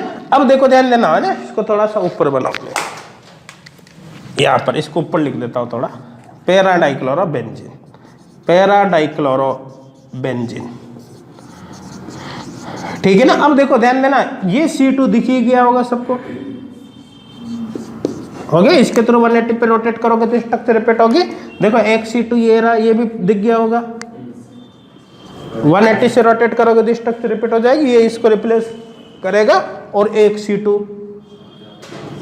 देखो ये वाला, ये सामने, इसके थ्रू ये C2 देखो ये C2। अब इस C2 के अलोंग 180 से रोटेट करेंगे ना, ये इसके थ्रू 180 से घुमाओ आप, ये Cl इसको रिप्लेस करेगा। तो 3 C2 हुए नहीं हुए, 1 2 3। प्रिंसिपल एक्सिस कौन सा है, ये वाला कि ये वाला, ये वाला, क्योंकि फोल्ड सेम है ना, फोल्ड सेम है तो कौन सा प्रिंसिपल होगा, जो मैक्सिमम नंबर ऑफ एटम से पास हो, ये वाला। समझ में आ रहा है ना। तो देखो यू बिल्कुल भी नहीं देखना जैसे दिमाग में फिक्स होता है कि बेंजीन में ये बनाए C6, एक्चुअली फोल्ड देखना है, फोल्ड जिसमें ज्यादा होगा प्रिंसिपल होगा, फोल्ड बराबर है तो प्रिंसिपल एक्सिस होगा जो मैक्सिमम नंबर ऑफ एटम से पास हो रहा है, तो ये प्रिंसिपल एक्सिस होगा, प्रिंसिपल एक्सिस, प्रिंसिपल एक्सिस। देखो यहाँ पर रिलेशन हो गया C2 2 C2 परपेंडिकुलर C2, ये बार जो लिखा है सबसे पहले वो प्रिंसिपल एक्सिस है। क्लियर हो गया होगा। ये प्रिंसिपल एक्सिस देखो U है, तो बाकी जो 2 C2 हुए, एक U है और एक U है, तो परपेंडिकुलर हुए नहीं हुए, हो गया ना। देखो नेक्स्ट मॉलिक्यूल ये बना रखा है, सबने बना रखा है ना। नेक्स्ट मॉलिक्यूल कौन सा है, कौन सा है, ऑर्थो मेटा ट्राइक्लोरोबेंजीन। कहाँ बग गया, ये रहा, ऑर्थो मेटा ट्राइक्लोरोबेंजीन। देखो ऑर्थो मेटा ट्राइक्लोरोबेंजीन, ये होगा। देखो ऑर्थो मेटा ट्राइक्लोरोबेंजीन। देखो ध्यान देना, जैसे ये मॉलिक्यूल, देखो ये हो गया Cl। अब ऑर्थो मेटा, ऑर्थो और मेटा, ये ऑर्थो और मेटा, ये हो गया ट्राइक्लोरोबेंजीन। अब देखो ऐसे देखने में दिक्कत आ रही हो तो दूसरी तरीके से बना लो, इसको U बना दो भैया। 1 2 3 तो है, 1 2 3 ट्राइक्लोरोबेंजीन, तो इसको जरूरी थोड़ी यहां से बताओ, आप U बता दो। अब क्लियर दिख गया होगा C2, देखो यहां से ये C2, तो समझ में आ रहा है नहीं आ रहा है, ये C2 एक्सिस हो गया। तो इसमें केवल C2 ही प्रेजेंट है, और एक्सिस हो सकते हैं क्या, नहीं हो सकते। तो इसमें केवल क्या प्रेजेंट है, C2 एक्सिस प्रेजेंट है। समझ में आ रहा होगा, ठीक है ना। देखो नेक्स्ट कौन सा है, अच्छा ये जस्ट लाइक वाटर होगा, नहीं होगा, होगा। देखो नेक्स्ट कौन सा है, 135 ट्राइक्लोरोबेंजीन। तो देखो नेक्स्ट है 135 ट्राइक्लोरोबेंजीन, 135 ट्राइक्लोरोबेंजीन, ठीक है ना। देखो 135 ट्राइक्लोरोबेंजीन कौन कौन सा एक्सिस है, C3 और, देखो C3 और C2, देखो इधर देखो ये हो गया, ठीक है ना। देखो ये C3 तो दिख ही गया होगा सबको, ये C3 हो गया ना। यहाँ से इस एक्सिस के थ्रू 120 से घुमाओगे तो देखो ये पूरे एक साइकिल में एक बार ये सामने फिर ये आएगा, तो C3 हो गया ना। और साथ में देखो यहाँ पर ये C2, यहाँ से यहाँ पास होगा, ये C2 ये वाला, ये यहाँ से पास होगा, समझ में आ रहा है ना। और एक C2 देखो ये वाला, ये यहाँ से पास हो जाएगा, ये भी C2। तो कितने C2 हो गए, 3 हो गया ना। और देखो ये C3 और C2 U है, तो इसके परपेंडिकुलर हुए नहीं हुए, तो देखो C3 3C2 परपेंडिकुलर C3, ये रिलेशन हो गया। जस्ट लाइक BF3, कैसा मॉलिक्यूल आया, जस्ट लाइक BF3 या BH3, ये ले लिया। किसी को कोई डाउट है क्या, तो देखो अब और भी कॉन्सेप्ट क्लियर हो गए होंगे कि आपको किस तरह से देखना है। बेटा समझ में आ रहा है नहीं आ रहा? आ गया ना? अब देखो नेक्स्ट केस देखते हैं इसमें पहले। ये तो हो गया ना कंप्लीट। देखो नेक्स्ट डी कैटेगरी देखते हैं। देखो नेक्स्ट मॉलिक्यूल है डी में, देखो phenol, phenol, aniline, vinyl chloride, vinyl chloride, toluene, toluene and SOCl2। ठीक है, phenol, aniline, vinyl chloride, toluene and SOCl2। यहां पर भी क्या देखना है आपको? वही एक्सिस ऑफ सिमेट्री देखनी है प्रत्येक मॉलिक्यूल्स के अंदर। चलो करो सोल्व। आपको बताना है किस मॉलिक्यूल में कौन सी एक्सिस प्रेजेंट है ना? करो देखो जल्दी से सोल्व इसको। यहां तक कर लिया ना सबने? हो गया ना? तो इनमें लगा के देख ले एक्सिस। किसी में भी नहीं आ रही? नहीं आ रही ना? आ रही है किसी में?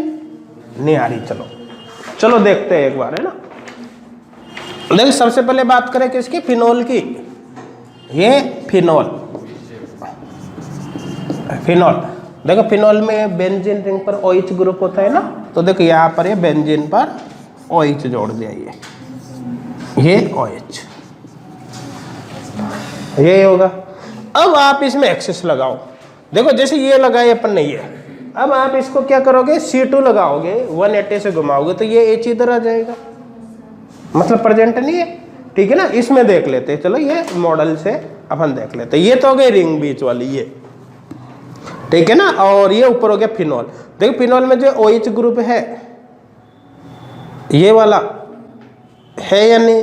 तो देखो ध्यान देना, इसमें ये इस साइड में होगा भैया, तो इस साइड में लगा दिया इसमें, क्योंकि तो यहाँ तो सिंगल बॉन्ड है, ये रोटेशन हो जाएगा। ये है या नहीं? है ना रोटेशन? तो देखो आप यहाँ पर यू देखो, इसमें ये केस इस तरह का हो गया कि ये इधर प्रेजेंट है भी। अब आपने यहाँ से लगाया C2, 180 से घुमाओ, घुमाते क्या होगा? ये इधर का इधर आ गया, क्योंकि अपन ने बताया था ना कि आपको पता नहीं चलना चाहिए कि घुमाई नहीं घुमाई, सब पता चल गया। आप कहोगे भाई पहले तो इधर जा रहा तब इधर गया, ठीक है ना? इसका मतलब इसमें एक्सेस प्रेजेंट नहीं। आप यू कर लो, आप सोचो कि नहीं हम तो यू रखेंगे, इसको इधर रख लो भाई, आपकी मर्जी का करो। ये अब 180 से घुमाओ, मेरे तरफ आ जाएगा। कुल मिलाकर पता चल जाएगा ना, कैसे भी कर दो आप इसको। इसका मतलब यहाँ पर एक्सिस ऑफ सिमेट्री प्रेजेंट नहीं है। देखो नो एक्सिस, नो एक्सिस। अब देखो नेक्स्ट कौन सा है? एनिलीन। देखो नेक्स्ट है एनिलीन। एनिलीन में बेंजीन रिंग पर NH2 ग्रुप प्रेजेंट होगा, तो देखो यहाँ पर NH2 ग्रुप होगा प्रेजेंट। ये NH2 ग्रुप, देखो NH2 ग्रुप होगा तो देखो ध्यान देना, यहाँ पर ये प्लेन में थोड़ी होंगे, ये आउट ऑफ प्लेन जाएंगे। प्लेन में नहीं है सर, समझ में आ रहा है नहीं? पिरामिड होंगे। ये दोनों यू है, यू, या फिर दोनों बोर्ड के पीछे जाएंगे। आप ये भी कर सकते हैं, एक को प्लेन में करेंगे तो एक बोर्ड के ऊपर या पीछे जाएगा, लेकिन प्लेन में दोनों नहीं आएंगे। अब आप ये सोचो कि अगर यहां से अपन C2 लगाने की कोशिश करें तो देखो जो दोनों H ऊपर थे वो बोर्ड के पीछे चले जाएंगे। इसका मतलब क्या हुआ कि यहाँ पर भी एक्सिस प्रेजेंट नहीं होगी, नो एक्सिस। चलो मॉडल से देख लेते हैं इसको भी। देखो ये नाइट्रोजन का हाइब्रिडाइजेशन हो गया sp2, सॉरी sp3 हो गया ना। अब sp3 होते ही क्या होगा? ये कैसे देखो, ये है या नहीं है? यही है ना। अब अभी आपने इसको इसी तरह से बना रखा है। देखो दोनों H आपकी तरफ आ रही है, अरे यहां से अपने एक्सिस लगाने की कोशिश करें C2, तो जो दोनों हाइड्रोजन आपकी तरफ थे वो पीछे चले जाएंगे, मेरी तरफ आ जाएंगे, मतलब वेज वाले डेस पे। अब आप सोचो कि एक को प्लेन में करते, जैसे मान लो कि इस हाइड्रोजन को अपन प्लेन में ले आते, यू आ गया प्लेन में, ये आ गया ना। तो ये एक को अगर प्लेन में रखते हैं तो एक ये तो वेज पर आ गया, ये सॉरी आपकी तरफ से देखो तो डेस पर, मेरी तरफ आ गया ना ये। तो कुल मिला के घुमाओगे तो क्या होगा? जैसे आप इसको 180 पे घुमाओगे तो प्लेन वाला तो प्लेन में, लेकिन जो डेस वाला था ये इधर, वो आपकी तरफ वेज पर आ गया। करने का मतलब कुल मिलाकर यहाँ पर एक्सिस प्रेजेंट नहीं होगा। समझ में आ रहा है? कोई डाउट है क्या? नहीं है ना? देखो ये कर रखे। देखो नेक्स्ट केस कौन सा है? नेक्स्ट केस देखो फिनॉल हो गया, एनिलीन हो गया, नेक्स्ट है विनाइल क्लोराइड। विनाइल क्लोराइड, देखो ये विनाइल क्लोराइड। विनाइल क्लोराइड क्या होता है? देखो CH2 डबल बॉन्ड CHCl, यही होता है ना। तो देखो ध्यान देना, यहाँ पर C डबल बॉन्ड CH और यहाँ पर देखो ये sp2 हाइब्रिडाइजेशन है तो H और एक Cl। अब एक्सिस पास करो, जैसे सपोज करो अपन ने ये एक्सिस लगाया ये वाला, तो 180 से घुमाएंगे तो ये Cl यहाँ पर आएगा, रिप्लेस थोड़ी हो रहा है, यहाँ तो हाइड्रोजन है, नहीं लगेगा। आप ये लगाओ एक्सिस ये वाला, 180 से घुमाओगे तो इधर का Cl इधर आएगा, इधर तो Cl है ही नहीं। आप एक्सिस ये वाला लगाओ, 180 से घुमाओगे तो ये Cl यहाँ पर आएगा, यहाँ पर भी नहीं है Cl। कुल मिलाकर इसमें कोई एक्सिस प्रेजेंट नहीं है, तो यहाँ पर होगा भाई नो एक्सिस। नो एक्सिस समझ में आ रहा है? नेक्स्ट कौन सा मॉलिक्यूल है? टोलुइन। देखो नेक्स्ट टोलुइन, ठीक है ना। टोलुइन ये हो गया। यहाँ पर बेंजीन रिंग पर क्या प्रेजेंट है? CH3 group. अब C कार्बन का तो हाइब्रिडाइजेशन sp3 है ना, sp3 हाइब्रिडाइजेशन है तो एक हाइड्रोजन अगर प्लेन में जाएगा तो एक वेज पर एक डैश पर जाएगा, तो एक हाइड्रोजन वेज और एक पर डैश पर आ गया। अब आप इसमें C2 लगाने की कोशिश करोगे, जैसे 180 से घुमाओगे आप, घुमाते क्या होगा कि ये प्लेनर वाला इधर आ जाएगा और ये वेज वाला डैश पर, डैश वाला वेज पर, वेज वाला डैश पर चला जाएगा। कुल मिला के इधर का इधर आ गया ना, आपको पता चल जाएगा। अच्छा आप सोचो C3 लगा दो इसके रेस्पेक्ट में, तो C3 लगाओगे तो यहाँ से पता चल जाएगा, क्योंकि ये तो बता रही है C2 और ये बता रहा है C3। समझ में आ रहा है ना? इसका मतलब यहाँ पर भी कोई एक्सिस नहीं होगा, नो एक्सिस। देखो जैसे यहाँ पर केस ले लेते अपन, इसमें देखो अब ये कर दो, एक हाइड्रोजन और जोड़ दो, ये एक हाइड्रोजन अपन ने यहाँ पर और जोड़ जाइए, हो गया। अब देखो जैसे ये एक को तो मैंने प्लेन में शो कर दिया, ये आपकी तरफ से देखो ये हो गया ना प्लेन में, तो ये हाइड्रोजन प्लेन में हो गया, ये इस पूरी रिंग के प्लेन में आ गया, और ये आपकी तरफ वेज, ये आपसे दूर डैश। अब 180 पर घुमाओगे तो क्या होगा? घुमाते ये प्लेनर वाला तो प्लेन में हो गया, लेकिन देखो क्या होगा, इधर का वेज वाला डैश पर और इधर का डैश वाला वेज पर, और साथ में ये जो प्लेनर वाला था इधर का, वो प्लेनर वाला किधर चला गया? इधर से उधर चला गया। तो कुल मिला के आपको पता चल जाएगा ना। अब आप सोचो C3 लगा दे, C3 लगाते क्या होगा? ये हाइड्रोजन इससे रिप्लेस होगा, देखो हो रहा है नहीं हो रहा, हो गया ना। लेकिन नीचे रिंग से पता चल गया, ये देखो अभी तो ये प्लेन में आ रही है, अब ये प्लेन में थोड़ी आ रही है। कुल मिला के एक्सिस प्रेजेंट नहीं होगा। समझ में आ रहा है नहीं आ रहा? तो यहाँ पर भी कोई एक्सिस नहीं है, नो एक्सिस। देखो नेक्स्ट कौन सा है? SOCl2। देखो SOCl2, SOCl2 देखो वैलेंस इलेक्ट्रॉन सल्फर के पास कितने? 6 में से 2 इसके साथ गए, 2 क्लोरीन के साथ गए, 4 गए, एक लोन पेयर बचेगा, तो एक lone pair plus 3 sigma, 2 chlorine के साथ, 1 ऑक्सीजन के साथ, 3 sigma plus 1 lone pair, total 4 पर sp3 में एक लोन पेयर आ गया, ट्राइगोनल पिरामिडल। तो देखो यहाँ पर ये होगा, और एक Cl वेज पर होगी और एक डैश पर होगी, और यहाँ पर ये लोन पेयर। देखो ध्यान देना, अब आप सोचो कि यहाँ पर अपन कोई एक्सिस लगा दे, नहीं लगा सकते, क्योंकि आप कितने भी डिग्री से घुमा दो, स्ट्रक्चर तभी रिपीट होगी जब ऑक्सीजन घूमता हुआ वापस यहाँ पर आएगा, मतलब 360 पर। इसका मतलब एक्सिस होगा क्या? नहीं होगा। तो यहाँ पर एक्सिस नहीं है, नो एक्सिस, नो एक्सिस, ठीक है ना। मतलब ये केस हो गया। देखो ये बीच वाला सल्फर हो गया, ये देख लो बीच वाला सल्फर, ये ऑक्सीजन मान लो, ये दोनों Cl हो गए व्हाइट वाले, ठीक है ना। अब आप इसको कितने भी डिग्री घुमा दो, ये ऑक्सीजन तो तभी यहाँ पर आएगा जब 360 पर घूमेगा, मतलब स्ट्रक्चर रिपीट कुल मिलाकर नहीं होगी। स्ट्रक्चर रिपीट नहीं होगी, इसका मतलब क्या हुआ? इसका सीधा सीधा मतलब है कि यहाँ पर कोई एक्सिस प्रेजेंट नहीं होगा। कोई डाउट है क्या किसी को इसमें? नहीं है ना? करो देखो नोट, यहाँ तक करो नोट इसको। देखो इधर ये जितने भी मॉलिक्यूल है, इधर देखो सभी जितने भी मॉलिक्यूल है, CH4, SF6 एलिन, ठीक है ना, eclipsed ethane, staggered ethane, cyclohexane. Cyclohexane basically किस फॉर्म में एग्जिस्ट करता है? चेयर फॉर्म में, ठीक है ना, S8, ठीक है। Next COEN3 3+, next cyclooctatetraene, cot COT, cubane, cubane मतलब क्यूब मान लो ना, ठीक है ना, क्यूबेन कंपाउंड होता है, आप क्यूब मानना इसको, ठीक है ना। देखो इक्लिप्स्ड पेरोसिन, स्टेगर्ड पेरोसिन एंड Ma3B3। देखिए इसके अंदर इसके दो आइसोमर होते हैं, एक तो पेशियल एक मेरिडियनल होते हैं ना। तो इन सभी के अंदर आपको एक्सिस ऑफ सिमेट्री देखनी है। एक्सिस ऑफ सिमेट्री जितनी भी है ना सब देखनी है। जैसे CH4 लिया तो CH4 में जितनी भी एक्सिस है सबके सब देखनी है। इसी प्रकार से प्रत्येक मॉलिक्यूल में सारे एक्सिस देखने हैं ना। करो देखो जल्दी से सॉल्व, इसको करो सॉल्व। चलो देखो इधर सभी करके देख लेना सभी। चलो सबसे पहला मॉलिक्यूल लेते हैं CH4 मॉलिक्यूल में देखने की कौन कौन से सिमेट्री एलिमेंट होंगे। देखो sp3 हाइब्रिडाइजेशन है, टेट्राहेड्रल है या नहीं है? टेट्राहेड्रल ये है। देखिए इसको इस तरह से रिप्रेजेंट कर सकता हूं। देखिए CH, अब ये इनका मतलब सब समझा ही रखा है मैंने, ठीक है ना।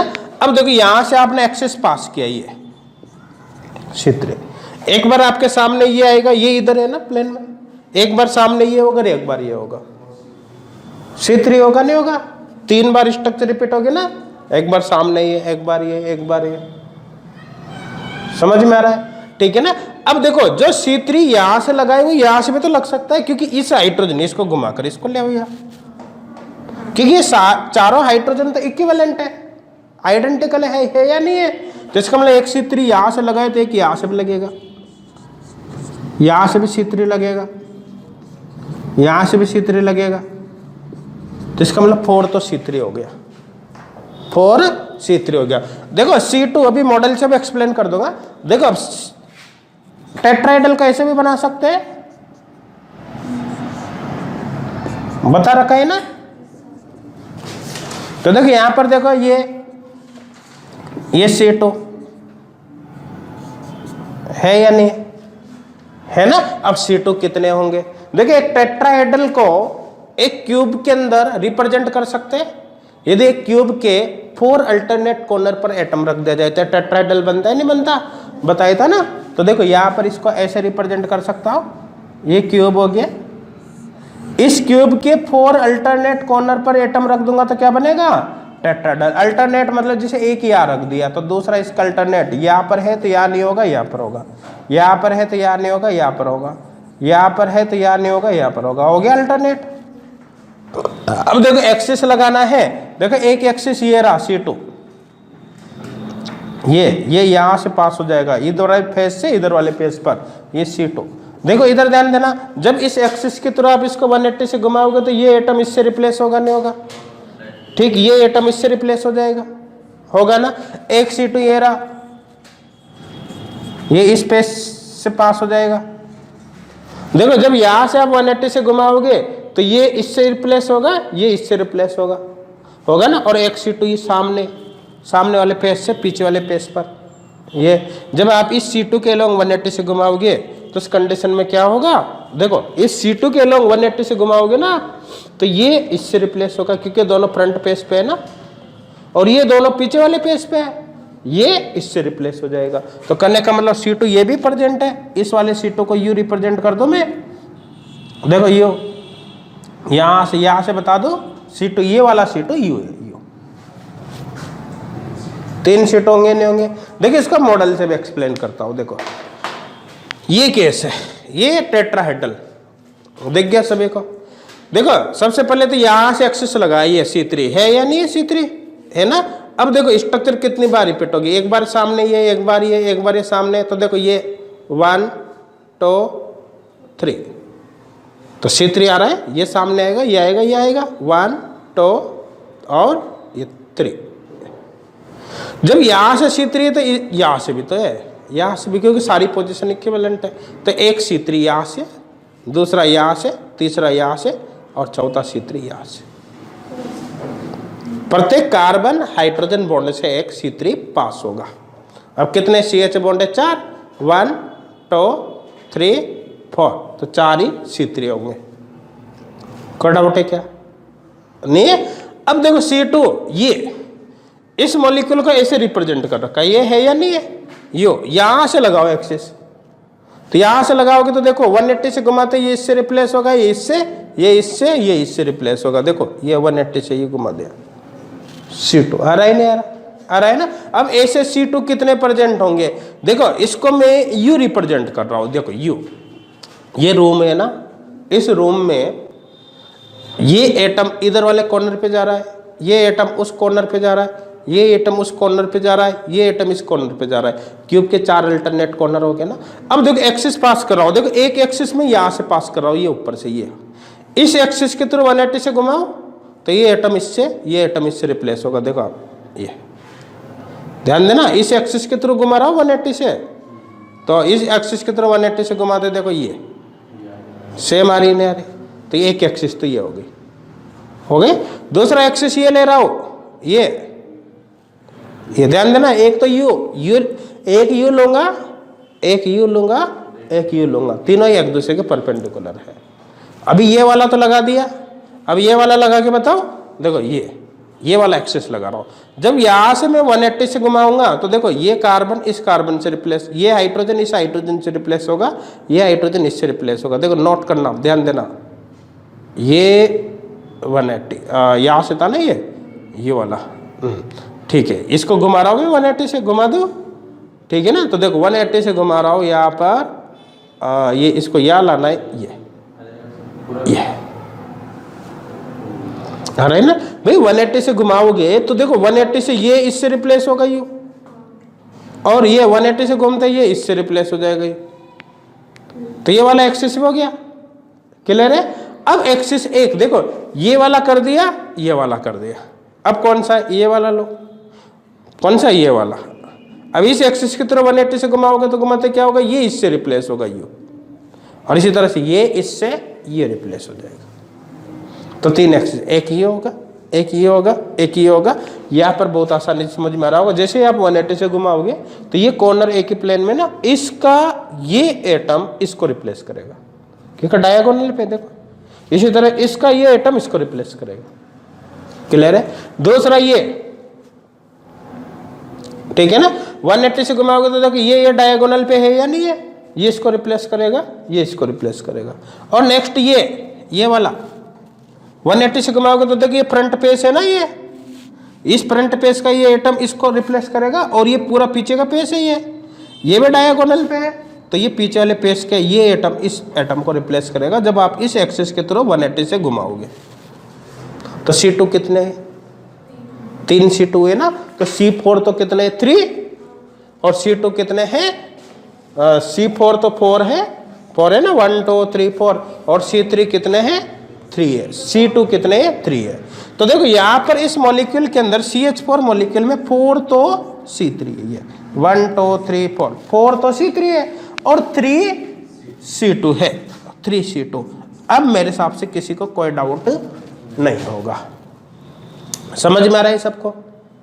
अच्छा, ये एक बार देख लेना टेट्राहेड्रल में। अब तो टेट्राहेड्रल कोई सा बचा, जैसे आपसे पूछा PO4-3 में क्या होगा? PO4-3 भी तो सेम ही है, टेट्राहेड्रल है। CCl4 में क्या होगा? सेम होगा। मतलब टेट्राहेड्रल में एक बार देख लेना, कोई सा भी टेट्राहेड्रल हो, सिमेट्री एलिमेंट मतलब एक्सिस ऑफ सिमेट्री यही प्रेजेंट होगी। समझ में आ रहा है सबको? देखो नेक्स्ट मॉलिक्यूल कौन सा है? SF6। देखो SF6 ऑक्टाहेड्रल है ना, ऑक्टाहेड्रल एक तरह ऑक्टाहेड्रॉन है ना। इसी तरह से ये भी आइडियल है, ये टेट्राहेड्रॉन है, हेड्रॉन कर लेना, चलो टेट्राहेड्रॉन, ये ऑक्टाहेड्रॉन। भाई टेट्राहेड्रल तो ये भी है, CH2Cl2 टेट्राहेड्रल तो ये भी है, लेकिन इसमें तो C2 ही प्रेजेंट है, जस्ट लाइक वाटर, है ना। टेट्राहेड्रॉन बोल दिया मतलब फिर ये होगा, है ना। टेट्राहेड्रल में जर्नल अपन इसी तरह का मॉलिक्यूल लेंगे, लेकिन जरूरी नहीं टेट्राहेड्रल इस तरह भी हो सकता है। CHCl3 भी टेट्राहेड्रल है, ठीक है ना। समझ में आ रहा होगा सबको? तो ये नेक्स्ट केस है ऑक्टाहेड्रॉन। इसके अंदर देखना है सिमेट्री एलिमेंट कौन कौन से है। देखो ध्यान देना, सबसे पहले तो देखो आप एक ऑक्टाहेड्रॉन का मतलब समझो, ठीक है ना। एक ऑक्टाहेड्रॉन में क्या क्या होता है, देखो एक ऑक्टाहेड्रॉन को अपने रिप्रेजेंट किया था कि यहाँ पर 8 फेस होते हैं। नंबर ऑफ फेस कितने होते हैं, नंबर ऑफ फेसेज इक्वल 8 होंगे नहीं होंगे। अब देखो इसको बना दो, देखो ध्यान देना आप समझना, इसको यूं समझा आप जैसे ये रूम है, ये रूम है, ये रूम है ना।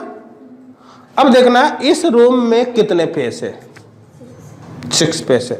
2 दीवारें तो ये हो गई, 2 दीवारें ये हो गई, और 2 ऊपर नीचे के, एक छत हो गया और ये पर्स हो गया ना। अब देखना आप समझना, इस रूम की इन दोनों दीवारों के सेंटर पर में 2 एटम रख दो, एक इधर एक इधर। इन दोनों दीवारों के सेंटर पे 2 एटम रख दो, एक इधर एक इधर। एक छत के सेंटर पे रख दो और एक पर्स के सेंटर पे रख दो, 6 एटम हो गया ना। इन 6 एटम को आपस में मिला दो, एक ऑक्टाहेड्रॉन बन जाएगा।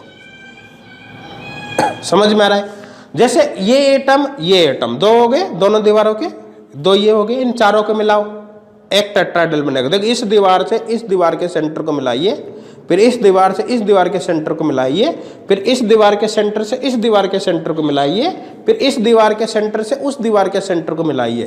तो देखो एक ये बन गया वो दीवार का सेंटर और ये दोनों दीवार के सेंटर, ये फिर ये दोनों दीवार के सेंटर और ये वाली दीवार का सेंटर, ये तो एक स्क्वायर बन रहा है नहीं बन रहा, ये समझ में आ रहा है ये स्क्वायर। अब इस स्क्वायर का ठीक ऊपर और नीचे, ऊपर छत के सेंटर, नीचे पर्स के सेंटर पर एटम है। ये एक तो एक स्क्वायर के ऊपर नीचे एटम रख दो, ऑक्टाहेड्रॉन बन जाएगा। अब यहाँ पर 8 फेस कैसे होंगे, देखो यू देखो आप, ये ऑक्टाहेड्रॉन समझ में आ रहा है। देखो ये एटम सामने वाली दीवार को बता रहा है, उसके सेंटर को, ये एटम इस वाली दीवार के सेंटर को बता रहा है, ये एटम इस वाली दीवार के सेंटर को बता रहा है, ये एटम इस वाली दीवार के सेंटर को बता रहा है, ये एटम ऊपर वाली दीवार के सेंटर को बता रहा है, ये एटम नीचे वाले पर्स के सेंटर को बता रहा है ना। तो ऑक्टाहेड्रॉन हुआ नहीं हुआ। अब देखो इस एटम तीनों के सेंटर को मिलाने पर एक ट्राइंगल बन रहा है, तो ट्राइगोनल फेस है या नहीं, हाँ ठीक है ना, ठीक है ना। इन तीनों के आप मिलाओगे तो यहाँ पर क्या बनेगा, एक ट्राइगोनल फेस बनेगा, ट्राइंगल। इन तीनों को मिलाओ तो एक ये बन गया, इन तीनों को मिलाओ तो ये बन गया, इन तीनों को मिलाओ तो ये बन गया तो 1 2 3 4 और 4 नीचे, टोटल कितने हो गए, 8 हो गए ना। हो रहा ही नहीं हो रहा, तो इसके अंदर 8 फेस है, ठीक है ना। इसको रिप्रेजेंट करना है अपन को, तो रिप्रेजेंटेशन तो अपन ने देख रखा है ऑलरेडी, डायरेक्ट ही बना दूं। तो देखो ये एक बेंजीन बना देता हूं मैं, यहाँ पर ये बेंजीन बना दिया, ठीक है ना। अब देखो ध्यान देना, ये यहाँ से यहाँ पर और ये यहाँ से यहाँ पर, और ये देखो इससे इसको मिला दो, इससे इसको मिला दो, ये और इससे इसको मिला दो और इससे इसको मिला दो, ये हो गया। समझ में आ रहा है ना। अब देखो ध्यान देना, इसमें कौन कौन, सबसे पहले तो इसमें देखो कि नंबर ऑफ फेस कितने, नंबर ऑफ कॉर्नर कितने, नंबर ऑफ एज कितनी। इधर देखो आप समझना, देखो एक तो होता है फेस, एक होता है कॉर्नर, एक होता है एज, ठीक है ना। फेस किसी मॉलिक्यूल में एटम्स को मिलाने पर जो प्लेनर पार्ट बनता है ना, उसको बोलते हैं। कॉर्नर उस पॉइंट को बोला जाता है जहां पर 2 से ज्यादा, मोर देन 2 फेस आकर मिलते हैं, उसको क्या बोलते हैं, कॉर्नर। और जिस जगह पर केवल 2 फेस आकर मिलते हैं उसको बोलते हैं एज। तो देखो ध्यान देना, ये है केस, ये देखो ये फेस है, तीनों को मिलाने पर फेस बना, ये फेस, तो 1 2 3 4 फेस, ये 4 फेस आकर कहां मिले, इस पॉइंट पर, मतलब ये कॉर्नर होगा नहीं। कॉर्नर क्या आया, एक एटम आया ना, एटम आया, तो प्रत्येक एटम एक कॉर्नर को बता रहा है। तो इसका मतलब ऑक्टाहेड्रल में कितने कॉर्नर हुए, 1 2 3 4 5 6 कॉर्नर हुए। फेस की बात करें तो ये 1 2 3 4, 4 पेस ऊपर 4 नीचे, 8 पेस हो गए। एज की बात करो तो देखो इस जगह पर देखना आप, इस जगह पर ये पेस मिल रहा है, ये पेस मिल रहा है, 2 पेस आकर मिले नहीं मिले इस जगह पर, तो यहाँ एज बनेगी नहीं बनेगी। अब ऐसी एज कितने, 1 2 3 4 5 6 7 8 और 4 नीचे, टोटल कितने हो गए, 12 हो गए ना। तो एक ऑक्टाहेड्रॉन के अंदर क्या होता है, देखो ऑक्टाहेड्रॉन, ऑक्टाहेड्रॉन में देखो क्या होता है, देखो कॉर्नर कितने हैं, कॉर्नर तो है भाई 6, एज या फेस, फेस कितने हैं 8, और एज कितने हैं 12। ये समझ में आ गया सबको, किसी को कोई डाउट है क्या तक, नहीं है ना। अब देखो इसमें कौन कौन से एक्सिस प्रेजेंट है, ध्यान देना। एक ऑक्टाहेड्रॉन में देखो C2 प्रेजेंट है, C3 प्रेजेंट है, C4 प्रेजेंट है, ठीक है ना। अब देखो ध्यान देना, इधर देखो C2 कितने प्रेजेंट होंगे, C3 कितने प्रेजेंट होंगे, C4 कितने प्रेजेंट होंगे। इधर देखो आपको करना क्या है, 2 को किससे मल्टीप्लाई करो कि 12 आ जाए, 6 से, इसका मतलब 6 सीट होंगे। देखो 3 को किससे मल्टीप्लाई करो कि 12 आ जाए, 4 से, इसका मतलब 4 C3 होंगे। 4 को किससे मल्टीप्लाई करो 12 आ जाए, 3 से, इसका मतलब 3 C4 होंगे। रह जाएगा याद। अब देखो ध्यान देना, 6 का डबल कितना है 12 36 है। केमिस्ट्री ज्यादा अच्छी हो गई। देखो 6 का डबल कितना है 12 है। एक ऑक्टाहेड्रॉन में 12 क्या होता है, 12 क्या है एज, इसका मतलब जो सीट होगा ना वो एज टू एज होगा, क्योंकि एक जब एक्सिस लगाओ तो 2 एज को कवर करेगा ना। तो 6 C2 के लिए आपको 12 चाहिए, तो 12 क्या है इसमें एज है, इसका मतलब एक ऑक्टाहेड्रॉन में C2 एज टू एज पास होगा, तो ये है भाई edge to edge, edge to edge. समझ में आ रहा है। देखो एक ऑक्टाहेड्रॉन में देखो 4 का डबल क्या है 8, 8 क्या होता है फेस, इसका मतलब C3 लगेगा फेस टू फेस, मतलब ये होगा face to face, face to face. समझ में आ रहा है नहीं आ रहा। देखो 3 का डबल क्या है 6, 6 क्या है कॉर्नर है ना, तो इसका मतलब खा गया ये रहा। देखो 6 क्या है कॉर्नर, इसका मतलब ऑक्टाहेड्रॉन में क्या है 6 कॉर्नर है, तो इसका मतलब C4 कॉर्नर टू कॉर्नर होगा, तो ये होगा भाई corner to corner, corner to corner. किसी को कोई डाउट है क्या? मेरे हिसाब से क्लियर हो गया होगा। अब देखो जो C2 है वो तो एज टू एज है। अभी देखो ये ऑक्टाहेड्रॉन बना है यहाँ पर, ये एज है या नहीं है ना, तो ये एज टू एज तो होगा C2, इस एज से पास होगा इस एज पर। समझ में आ रहा है, ये एज टू एज हो गया C2। अब देखो C4 क्या है, कहां पर है फेस टू फेस, तो देखो ये 3 को मिलने से ये बन रहा है, ये फेस है या नहीं है, तो ये फेस के सेंटर से पास होगा, ये C3। समझ में आ रहा है। और देखो 3 का डबल 6, ये कॉर्नर टू कॉर्नर क्या है C4 है, ये कॉर्नर है ना प्रत्येक कॉर्नर, ये तो ये C4 होगा कॉर्नर टू कॉर्नर, ये C4 होगा। संख्या की बात करें तो यहां से आपको पता चल जाएगी। किसी को कोई डाउट है क्या? नहीं है ना। अब देखो इस ऑक्टाहेड्रॉन में बता देता हूं मैं आपको मॉडल से। ये देखो आप, देखो ये कॉर्नर है, ये कॉर्नर, इन दोनों कॉर्नर से पास होने वाला C4 है। देखो अभी आपके सामने ये है, मैं एक एटम को अलग बता दूं समझाने के हिसाब से। देखो एक को समझने के हिसाब से मैं अलग ले ले, सारे एटम सेम है, समझने के हिसाब से अलग ले ले। अभी आपके सामने ये है, फिर ये होगा, फिर ये होगा, फिर ये होगा। स्ट्रक्चर देखना कितनी बार रिपीट होगी, 1 2 3 4, तो C4 आया, तो यहाँ C4 है तो भी C4 होगा, 1 2 3 4।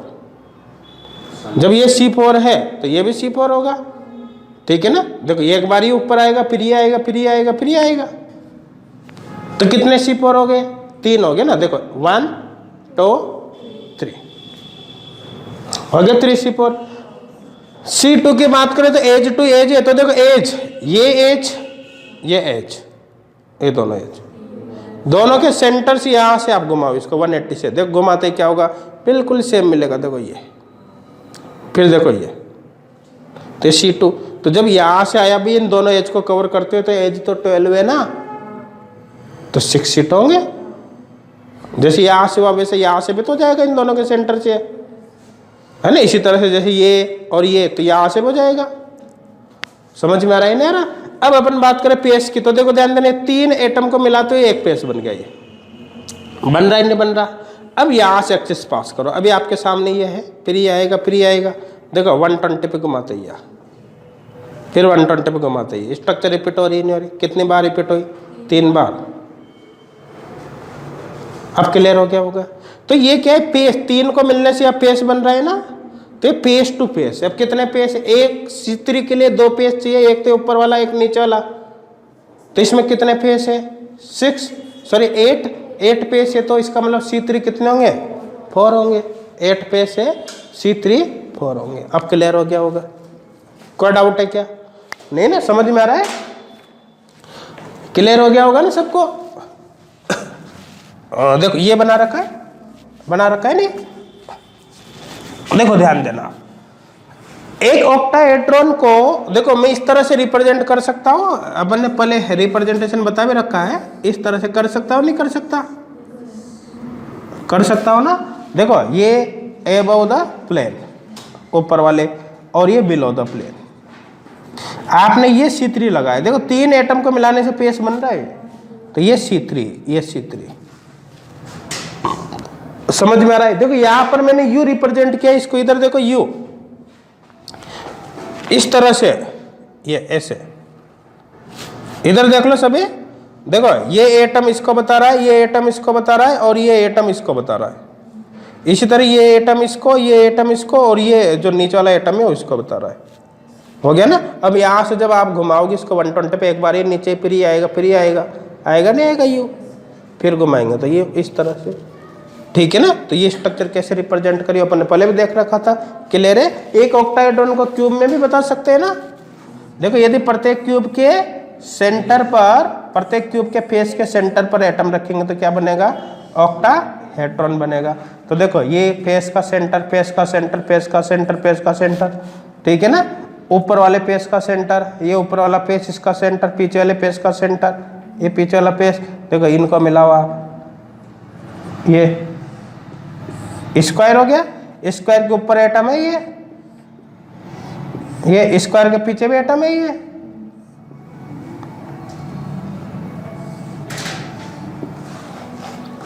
तो देखो बीच में एक ये आपको दिख गया होगा स्क्वायर, इसके ऊपर नीचे एटम है।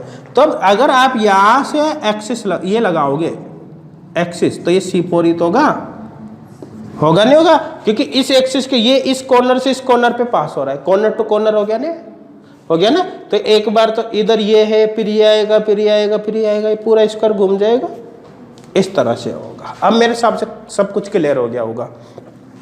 कोई डाउट है क्या? नहीं है ना, समझ में आ रहा है सबको? ये देखो पहले यहां तक कर लो नोट कंप्लीट। चलो कल करते हैं यहां से आगे फिर, है ना।